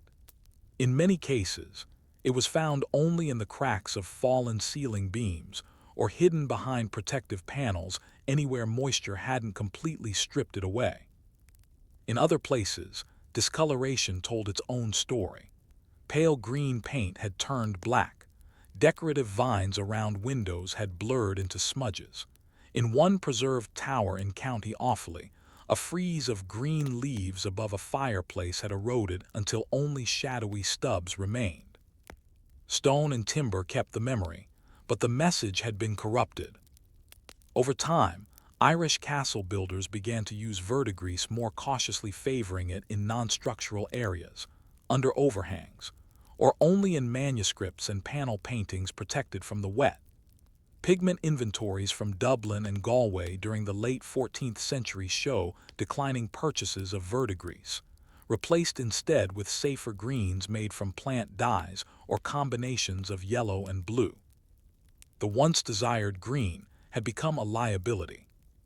The psychological climate of color. In medieval Ireland, where weather and war were constants, castle design often had more to do with survival than splendor. But even in such practical contexts, color mattered. The walls weren't always plain. They bore messages, some loud, others whispered. Verdigris, painted in dim corners and damp alcoves, came to symbolize something unintended: failure, fragility, the impossibility of permanence in an unforgiving environment. A green-painted chapel niche that blackened within a decade, a painted leaf that curled into shadow, it was enough to shake confidence in color itself. The lords and ladies of these keeps may have chosen verdigris for beauty, for its echo of nature, for its alignment with native tradition. But what they received was a reminder of entropy.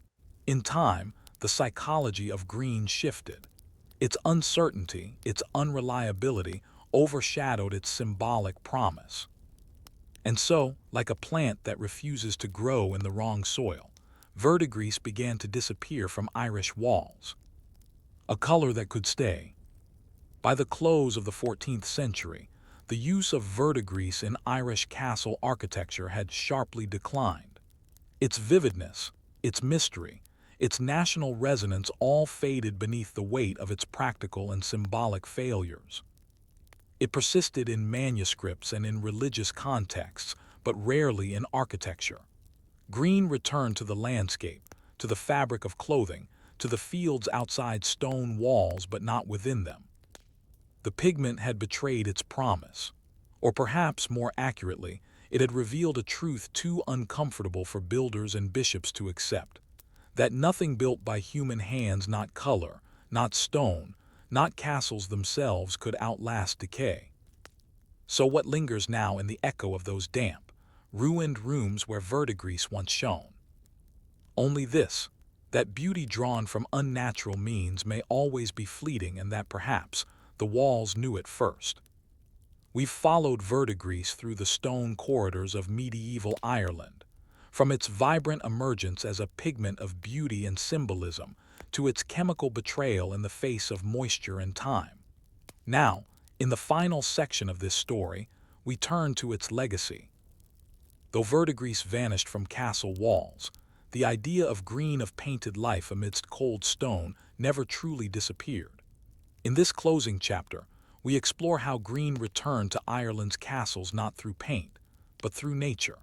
We'll look at how moss, ivy, and time itself replaced the artificial with the organic, how poets and antiquarians reimagined these ruins in the language of memory, and how the idea of verdigris became less about pigment and more about presence.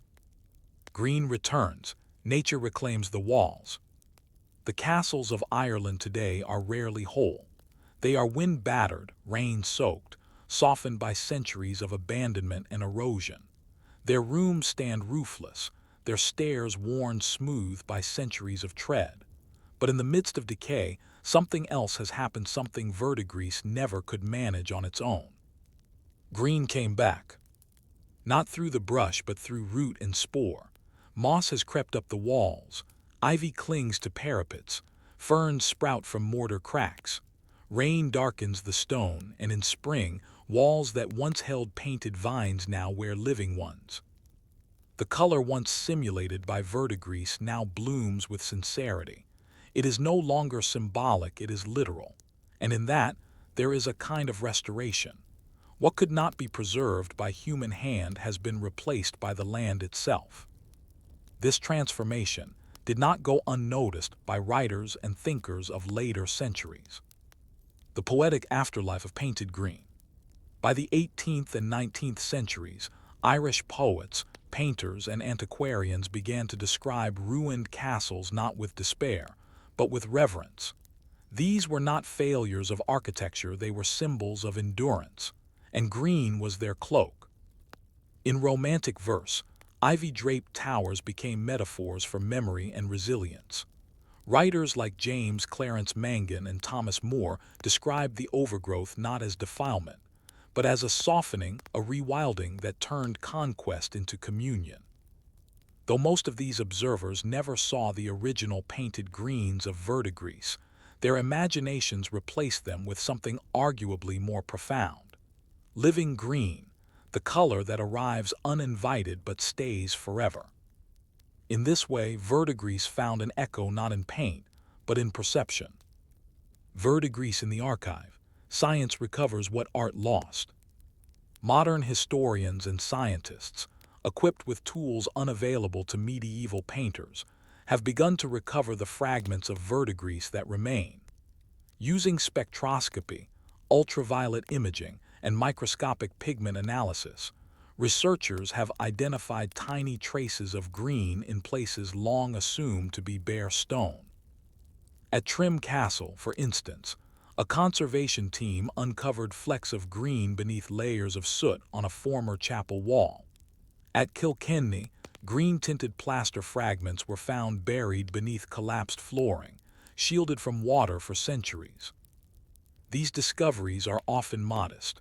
A stripe, a corner, a flake no wider than a fingernail, but they offer a glimpse into a time when green was not just growing on the outside but glowing on the inside. Verdigris, despite its betrayal, had left its mark.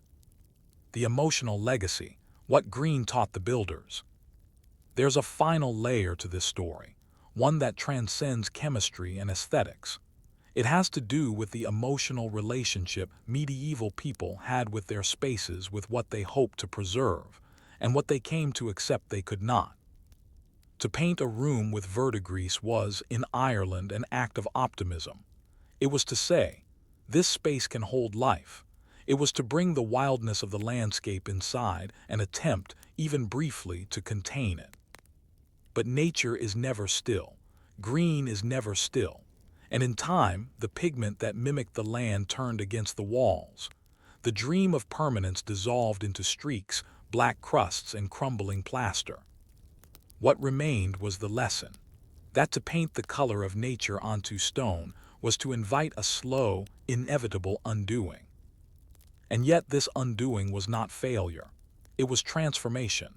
It was the recognition that buildings fade, pigments die, and still green returns. Final reflection, verdigris and the weight of the past. Verdigris was a color of contradiction. It evoked life while hastening decay. It beautified rooms even as it corroded their structure.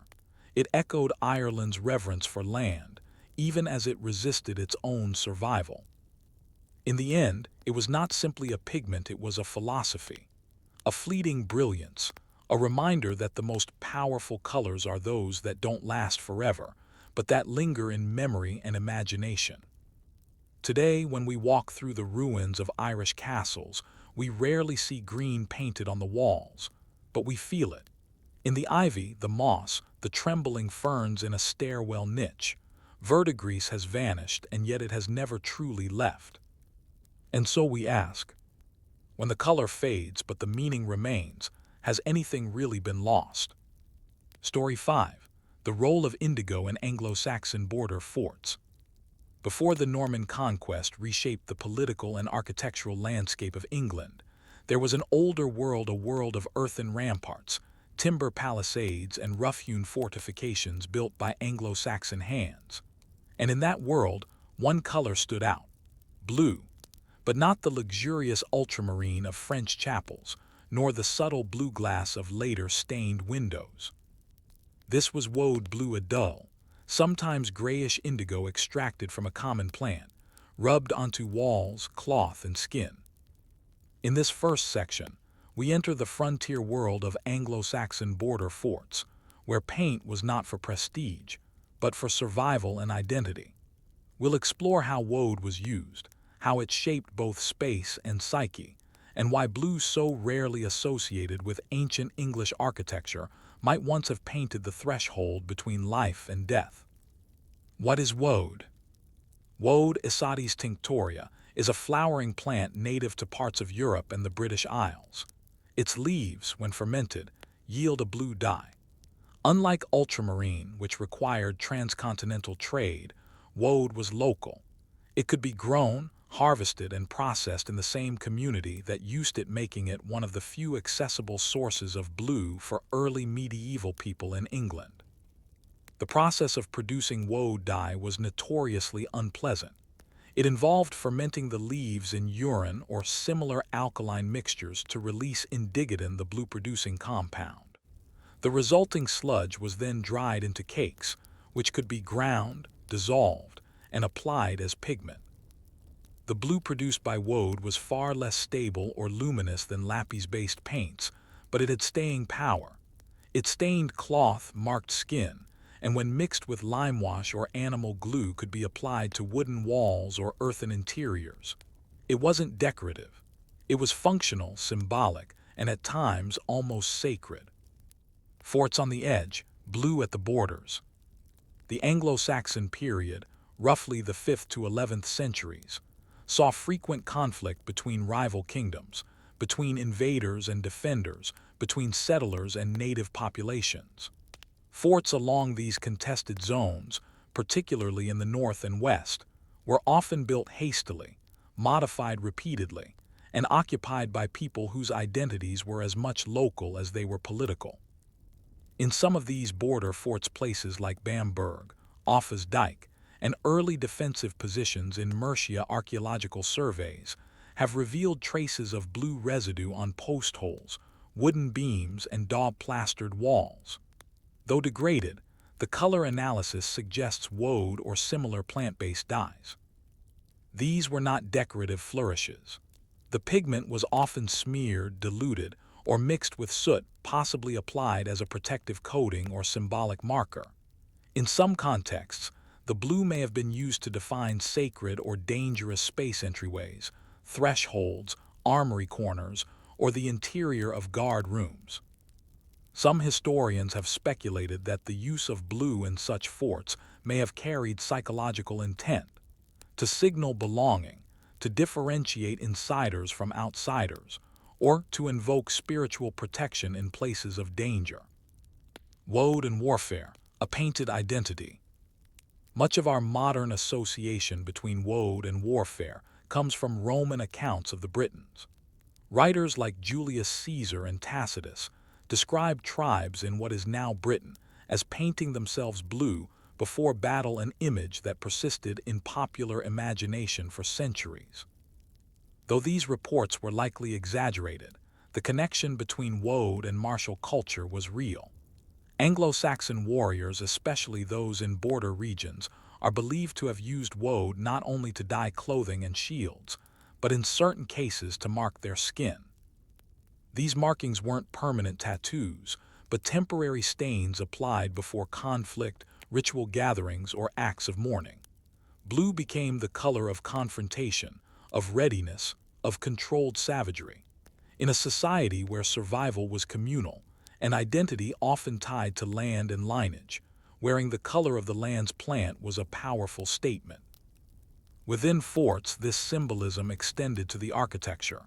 A blue-washed gatepost or painted doorway may have signaled more than just territory. It may have said, "Here is a place defended. Here is a people who belong." The role of blue in sacred and domestic space. Interestingly, blue wasn't confined to military use. In some Anglo-Saxon religious sites, especially those with strong Celtic influence, woad was used in manuscript illumination and possibly in early wall painting.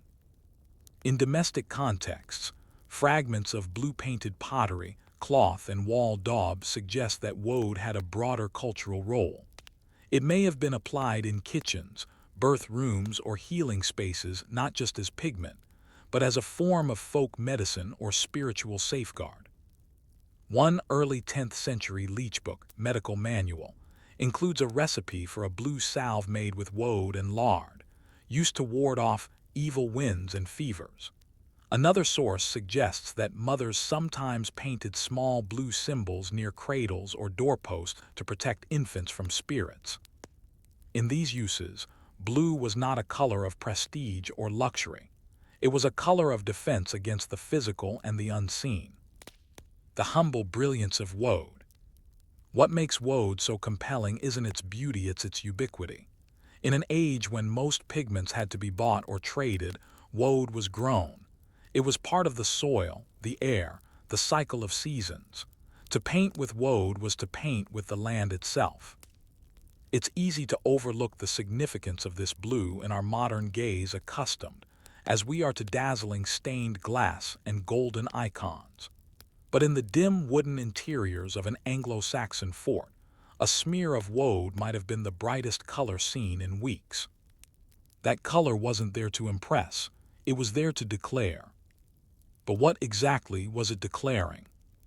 Was it territory, belief, fear, or a quiet, enduring reminder that even on the edge of survival, people still reached for color?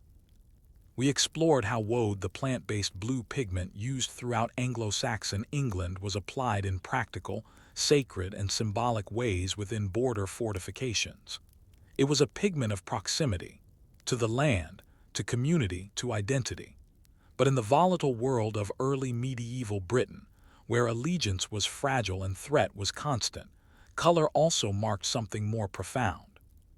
In this second section, we examine the broader role of woad-based blue as a tool of cohesion and separation, how it reinforced cultural boundaries, helped define Anglo-Saxon resistance to external threats, both real and imagined, and gradually disappeared as new forms of power emerged. The painted fort as political statement. The Anglo-Saxon frontier was more than a military boundary. It was a cultural fault line, a space where identities clashed and overlapped. Forts in Northumbria, Mercia, and the Welsh Marches didn't just protect, they projected.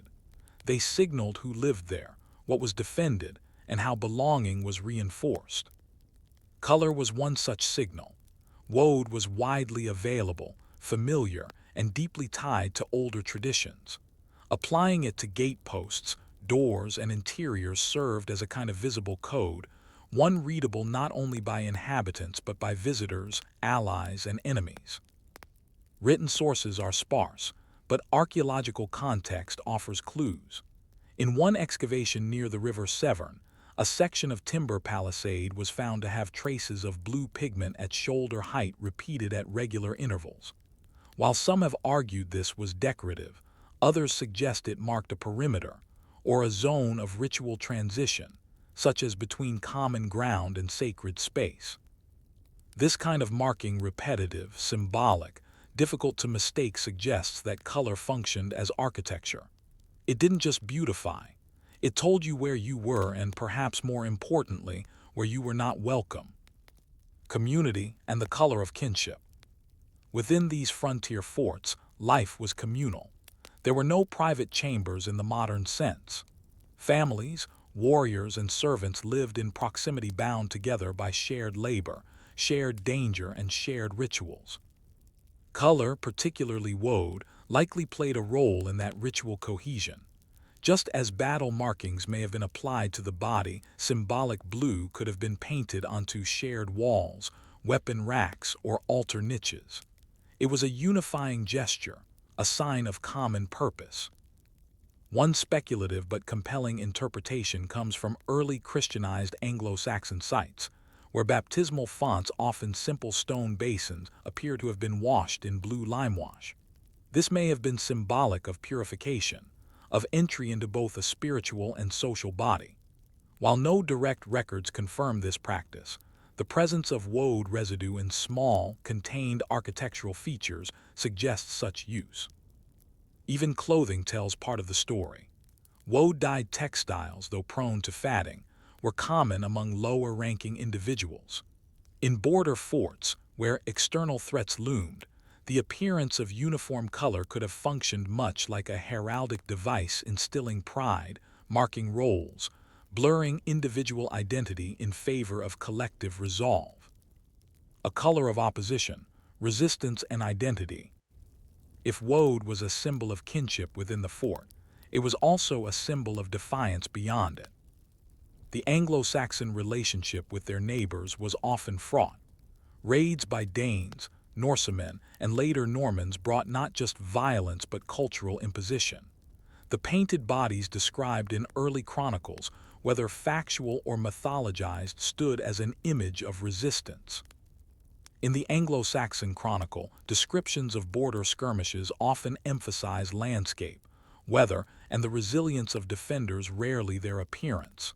But in oral tradition, passed down through poetry and storytelling, the idea of the blue-painted warrior persisted. It was not vanity, it was opposition. To be painted blue or to live in a blue-marked hall was to claim a native knowledge of the land. It was to say, "We do not come from across the sea, we are the soil." This symbolism likely extended into architectural space. Forts decorated with woad-based designs, simple as they may have been, were staking a cultural claim. They said, "This is ours. You may breach the walls, but you'll never wear our color." Blue and the body, painted flesh and painted wood. Perhaps the most potent intersection of symbolism lies in the mirroring of body and structure.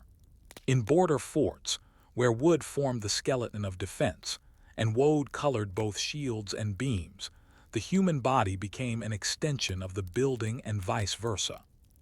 To walk through a gate marked in blue while bearing blue on your skin or garments was to participate in a larger system. The fort was not just a shelter, it was a presence, a character, a reflection of the people within. This mirroring may help explain the near-total absence of blue in enemy descriptions. The Danes, for example, are rarely described with color in early English texts. They are heathen, dark, foreign but not painted. By contrast, the painted defender, though rarely named, is implied to blend with the land, to stain both body and building in a hue that is neither noble nor barbaric, but distinctly local. In this way, blue became more than pigment, it became selfhood. The slow disappearance of woad. As the Anglo-Saxon period waned, and as more organized stone fortifications replaced timber border keeps, the use of woad declined. Not because it was forgotten, but because its meaning shifted.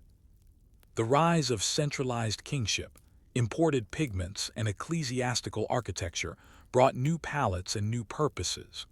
Woad, once common and communal, became rustic, an emblem of a time when survival was local and loyalty tactile. By the time the Normans built their first Motte-and-Bailey structures, woad was no longer used in architecture. Its memory lived on in textiles, folk medicine, and occasional ceremonial applications, but it had receded from walls, from identity. The age of the blue fort was over. What does a disappearing color leave behind?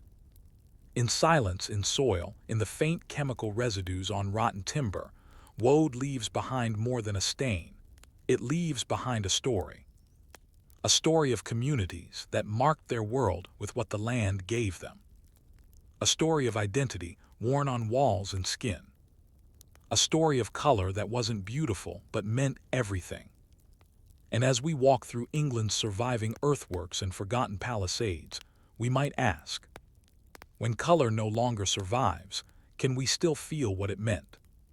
By the time Norman stone replaced Anglo-Saxon timber, the blue of woad had already begun to fade, not only from the walls and weapons of border forts, but from memory. What had once been a meaningful, practical, and spiritual pigment became a historical ghost, barely recorded, seldom preserved, and eventually overwritten by imported aesthetics and imperial stone. In this final section, we examine the quiet disappearance of woad as a building and cultural pigment. We explore what replaced it, how its absence was constructed through architectural and political change, and what its legacy, however muted, might still offer those curious enough to look for it. This is not the story of a dramatic fall. It is the story of something absorbed, replaced, and forgotten. And like so many lost colors of the past, woad left its strongest impression by vanishing entirely. Norman conquest, the rise of a new palette. The arrival of the Normans in the 11th century transformed the built environment of England. Towering stone keeps, large-scale masonry, and continental decorative styles rapidly replaced the more modest wooden fortifications of the Anglo-Saxon period. With this shift came changes in the use of color. The Normans favored imported pigments ochre, cinnabar, ultramarine, and a symbolic visual language influenced by Romanesque traditions. Painted stone chapels, polychrome capitals, and stained glass began to redefine what power looked like. There was no room for woad in this new aesthetic. The crude, unstable blue of the native plant did not adhere well to stone, nor did it match the tastes of foreign architects and clergy. The color of the land, the blue that once marked kinship, defense, and the boundary between the visible and invisible was painted over, whitewashed, or simply abandoned. Architectural amnesia, when walls forget. One of the most sobering aspects of woad's disappearance is how little evidence of it survives. Unlike ochre or cinnabar, woad's organic base was highly susceptible to degradation. Moisture, light, and time dissolved it.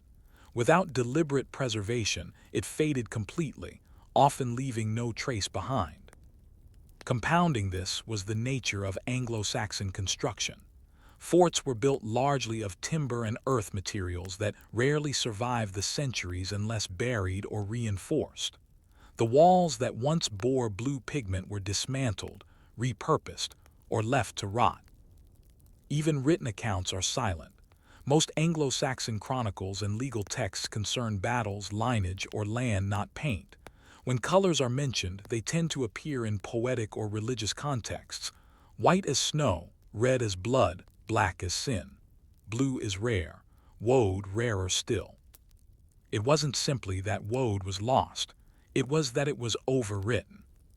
The color of conquest. In a sense, the removal of woad from castles marked more than a change in materials, it symbolized a cultural erasure. The Normans did not merely conquer England through arms. They did so through stone, law, and style. Their castles stood taller, lasted longer, and told a different story. One of continental order, Romanized rule, and a visual language imported from beyond the Channel. Their colors were richer, their pigments more permanent, their symbolism more hierarchical. In contrast, the color of the Anglo-Saxon frontier was impermanent, handmade, close to the land. When those frontier forts were replaced physically and ideologically, so too was the color that gave them voice. Echoes in the earth, the archaeological ghost of woad. And yet not everything was lost.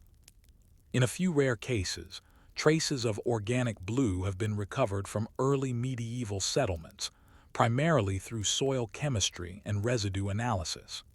These are not the vivid streaks of color seen in Gothic chapels, but molecular whispers, chemical fingerprints clinging to fragments of daub or collapsed posts.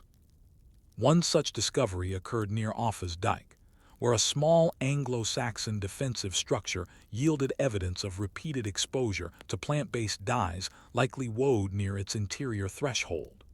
Another site, excavated in Lincolnshire, revealed charred textile fragments with woad-dyed fibers, buried beneath a collapsed wall from an early 9th century hall.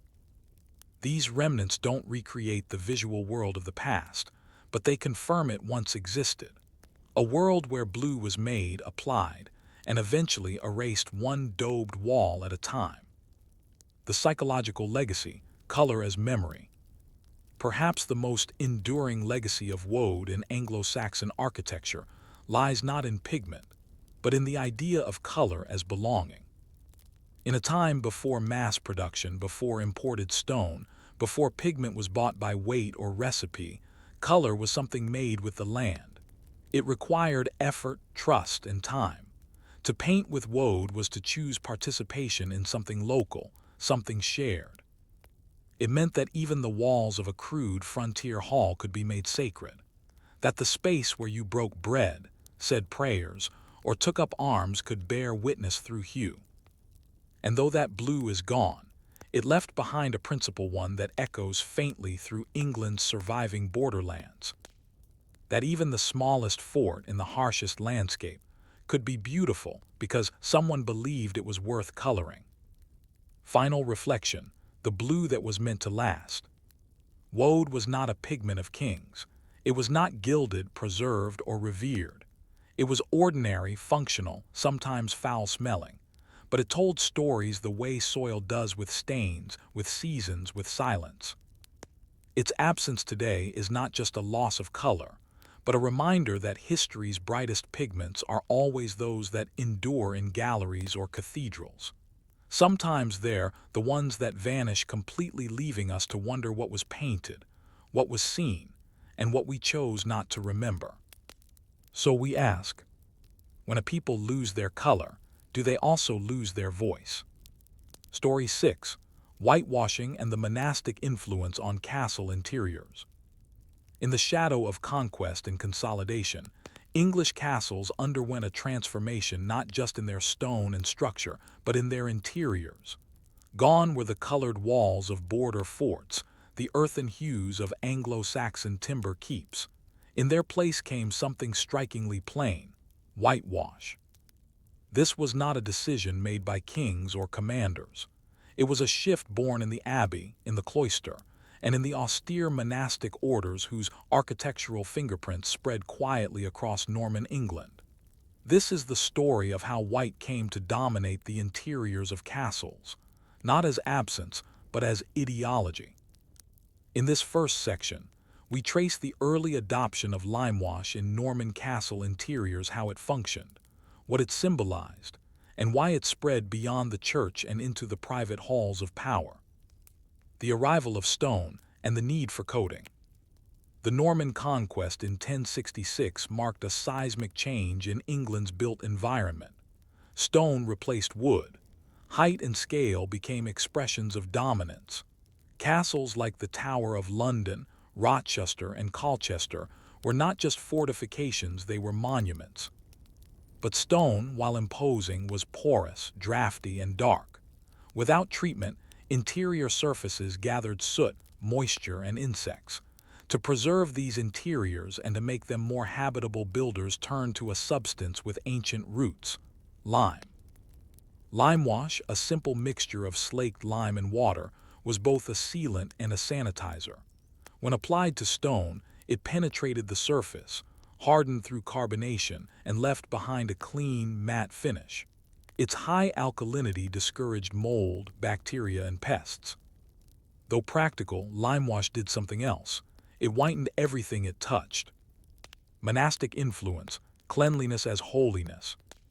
While limewash had been used by Romans and early Christians, its widespread adoption in post-conquest England owed much to the growing influence of monastic orders, particularly the Benedictines and the Cistercians. These monks saw cleanliness not as aesthetic but as spiritual. White walls represented purity, order, and humility. The monastic cloister was a place of contemplation, where distraction was minimized. Color, particularly vivid or figurative decoration, was seen as unnecessary if not spiritually dangerous. The walls of abbeys, priories, and scriptoriums were therefore coated in limewash. It was a visual theology, blank, ascetic, focused on the eternal rather than the worldly. As monastic advisors became central to Norman governance, often serving as scribes, stewards, and confessors, their architectural preferences spread to secular spaces.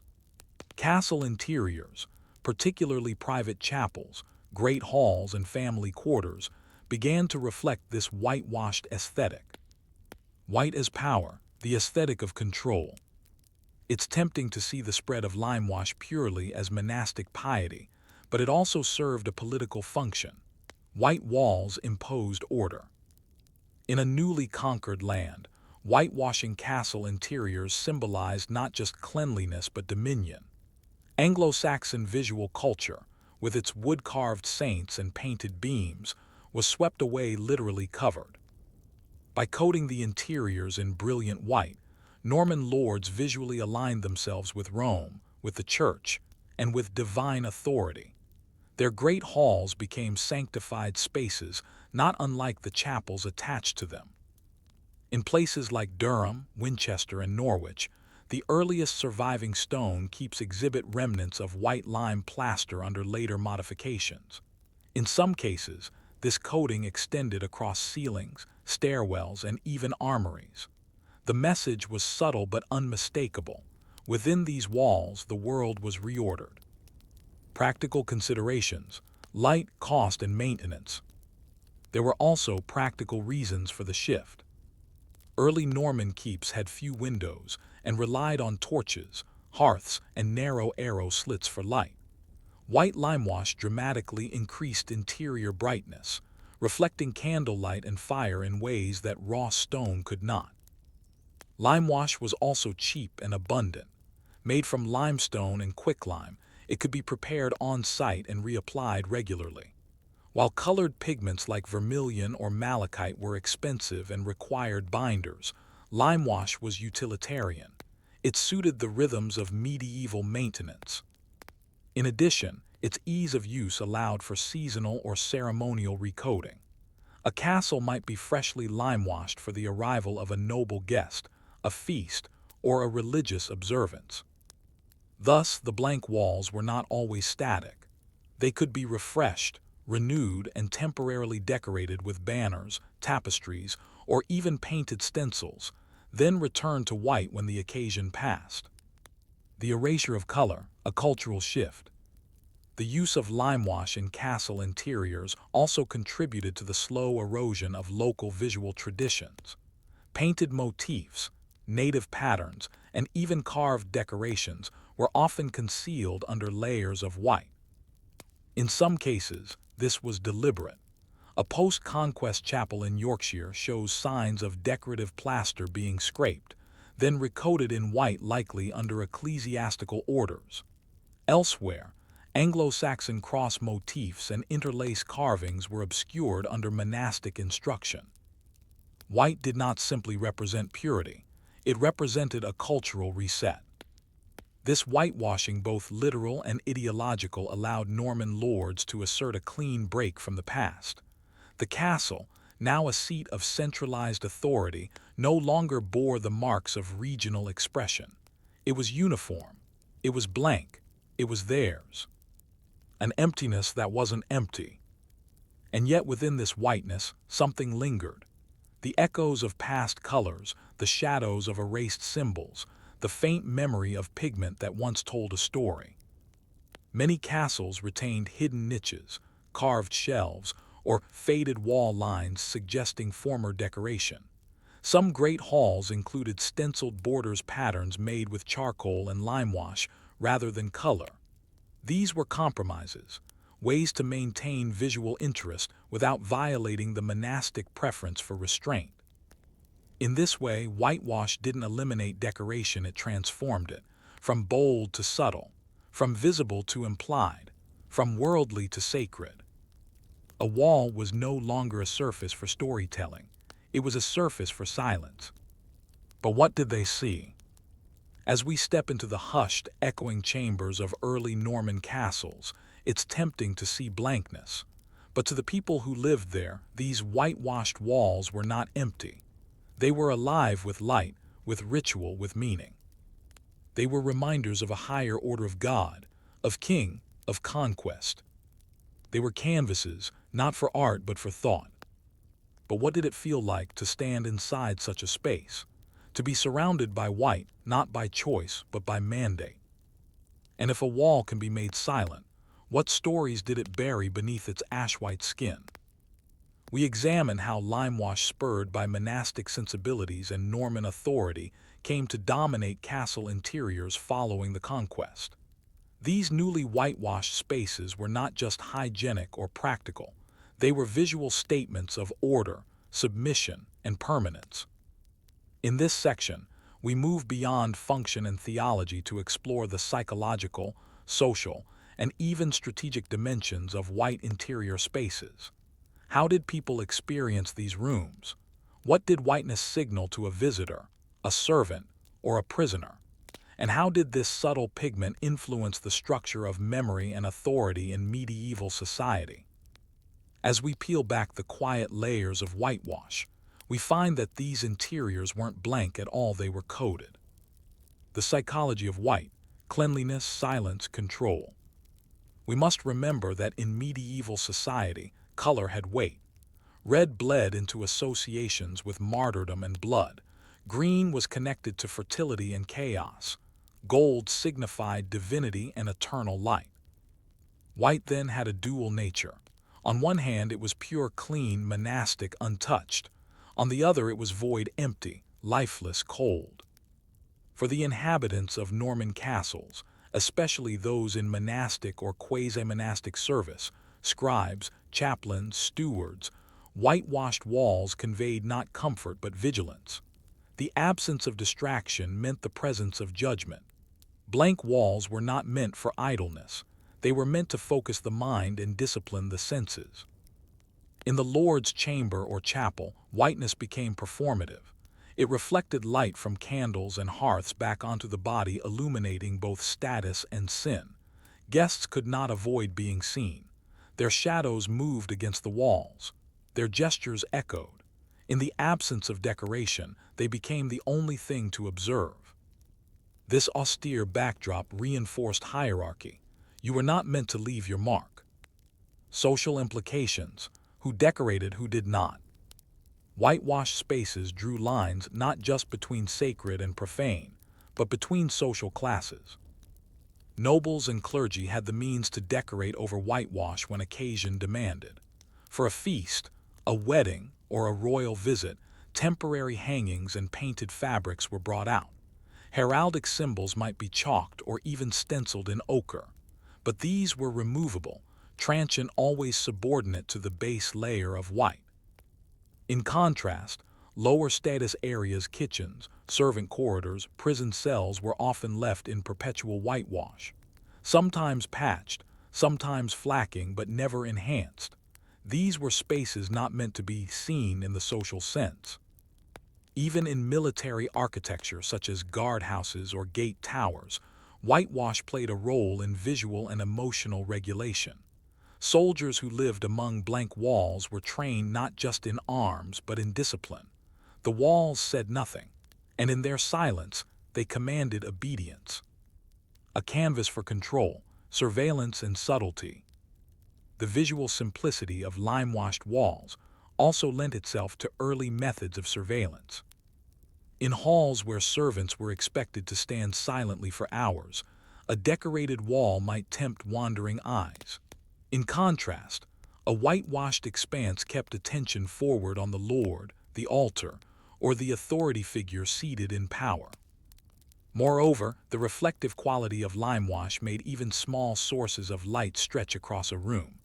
A single candle could reveal movement in the shadows. An intruder, a whisper, a glance, all became visible. In this way, white interiors weren't just clean, they were watchful. This effect was magnified in ceremonial settings. The great hall of a Norman keep, freshly whitewashed, with its sparse decoration and echoing acoustics, became not merely a place of dining or judgment, but of submission. Ritual reapplication, painting the year anew. Limewash was not eternal. It cracked, it flaked, it dimmed with soot and time, but this impermanence became part of its meaning. Many castles and monasteries maintained a seasonal or annual ritual of re-limewashing key interiors, particularly chapels, great halls, and entry chambers. This process, often timed around Easter or harvest festivals, was both practical and symbolic. To whitewash a wall was to reset it, to remove the year's stains, its stories, its sins. A renewed wall implied a renewed household, a cleansed conscience, a new chapter. This practice carried forward in tradition long after the medieval period. Even today, the idiom, a clean slate, or whitewashing the past, echoes the original literal act of erasing visual history for the sake of present control. Whiteness and the erasure of memory. But with each coat of limewash, something was lost. scratched names in stone, painted borders, carved motifs from previous generations all softened, blurred, or buried beneath new layers. The walls were preserved, but the memory of those who built or inhabited them was not. In some instances, families deliberately erased the past. A new lord might order the whitewashing of a hall bearing the symbols or colors of a predecessor. A widow might limewash her husband's chamber, obscuring the visual traces of his rule. Even entire chapels were sometimes re-limewashed following a scandal or schism, as though to cleanse both space and story. Over time, whitewash became a form of architectural forgetting. A castle might stand for centuries, yet remember nothing of those who passed through except in the spaces where the lime gave way. Revealed by time, the peeling of the past. Ironically, it is the very nature of limewash's impermanence that allows us to rediscover what lies beneath.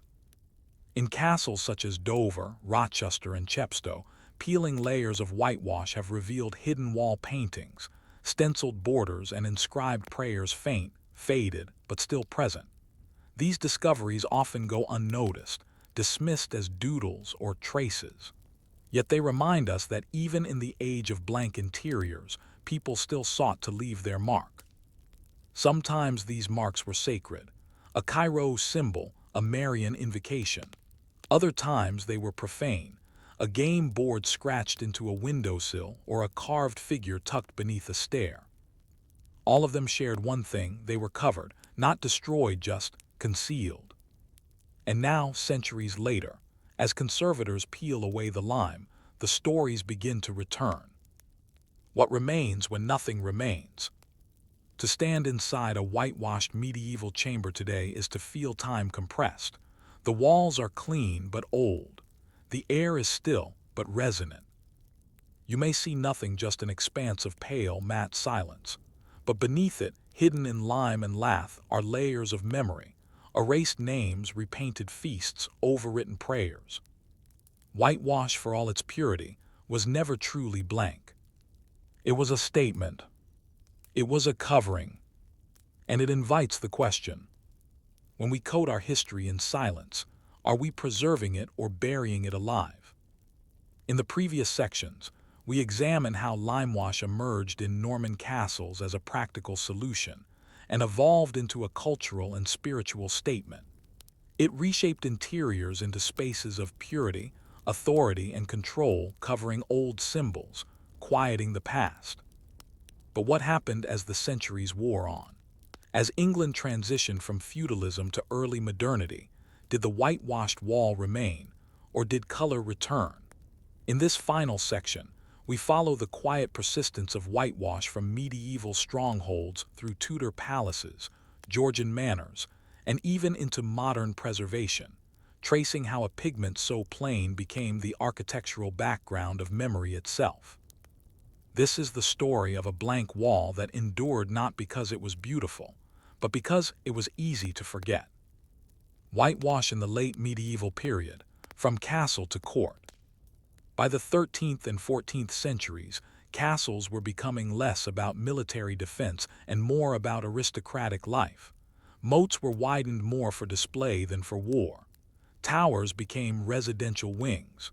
Great halls hosted minstrels, feasts, and pageants. Yet even as life inside castles became more refined, whitewash remained. In part, this was still practical. It helped with lighting, covered soot from hearths, and required little expense. But it also persisted for another reason: familiarity. A whitewashed wall had become the visual language of domestic order.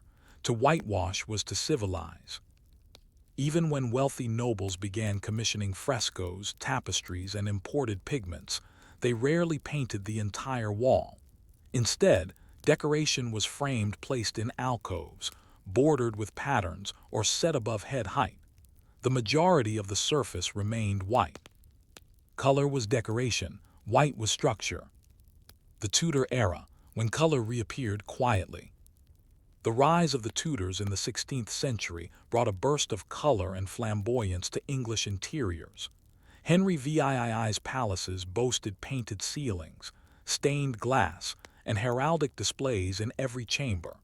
Rich reds, greens, and blues made a dramatic return to the noble home. And yet whitewash lingered. In secondary chambers, stairwells, servant quarters, and older keeps repurposed as hunting lodges or administrative buildings, limewash remained the default. It was cheap, quick to apply, and versatile enough to coexist with newer decor.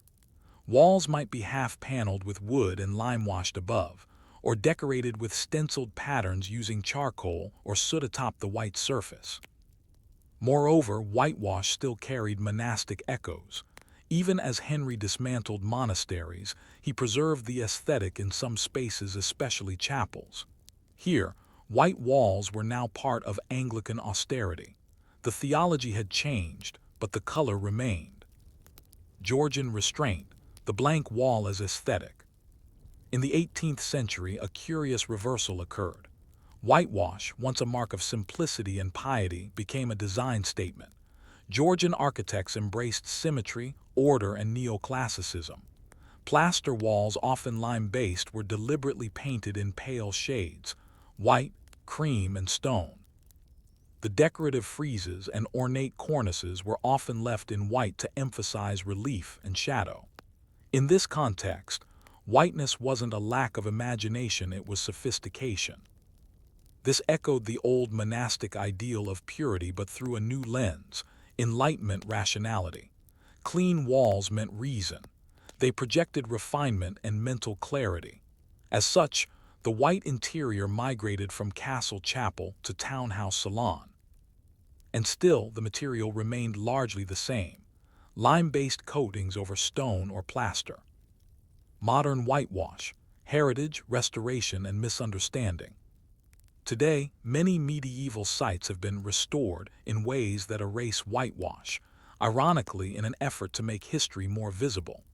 Raw stone walls are left bare, their natural texture exposed under bright museum lighting. But this is, in some ways, a fiction. Most medieval interiors were never meant to be seen as bare stone. The walls we now walk past in castles and cathedrals, rough, gray, and unadorned, were almost certainly whitewashed many times over. They would have appeared brighter, smoother, and cleaner to their original inhabitants. In some cases, conservators are now returning to limewash, not as an erasure, but as an act of historical accuracy. At sites like Dover Castle and Goodrich, walls have been re-limewashed based on archaeological evidence, allowing visitors to experience the subdued brightness once common in medieval spaces. And in doing so, we're reminded that sometimes preservation means painting over, not peeling away.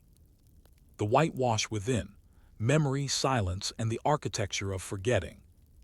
The persistence of whitewash across centuries is more than a material story. It is a story of cultural continuity and cultural amnesia. Whitewash served to cover but also to conform. It hid difference, it imposed order, and perhaps most importantly, it smoothed the jagged edges of memory. When you coat a wall in whitewash, you don't destroy what lies beneath. You merely obscure it.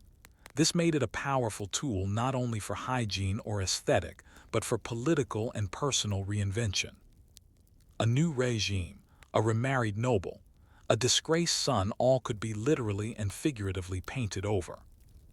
And so, even now, in houses with centuries-old plaster, one sometimes finds the ghost of a pattern, a smudge of soot, a faded line beneath the white. A forgotten chapel prayer, or a child's drawing, or the outline of a banner never fully erased. What does it mean to build permanence on top of impermanence? To make blankness the default, and history something you must scratch beneath the surface to find. Final reflection: when white becomes the wall. At some point, whitewash stopped being a layer and became the surface itself. What began as a tool of preservation and piety became so embedded in the structure of buildings and minds that we no longer noticed it. It was just how walls were, how rooms looked, how power spoke. And in that blankness, history went quiet. So we ask, if the wall remembers nothing, how do we know what we've forgotten?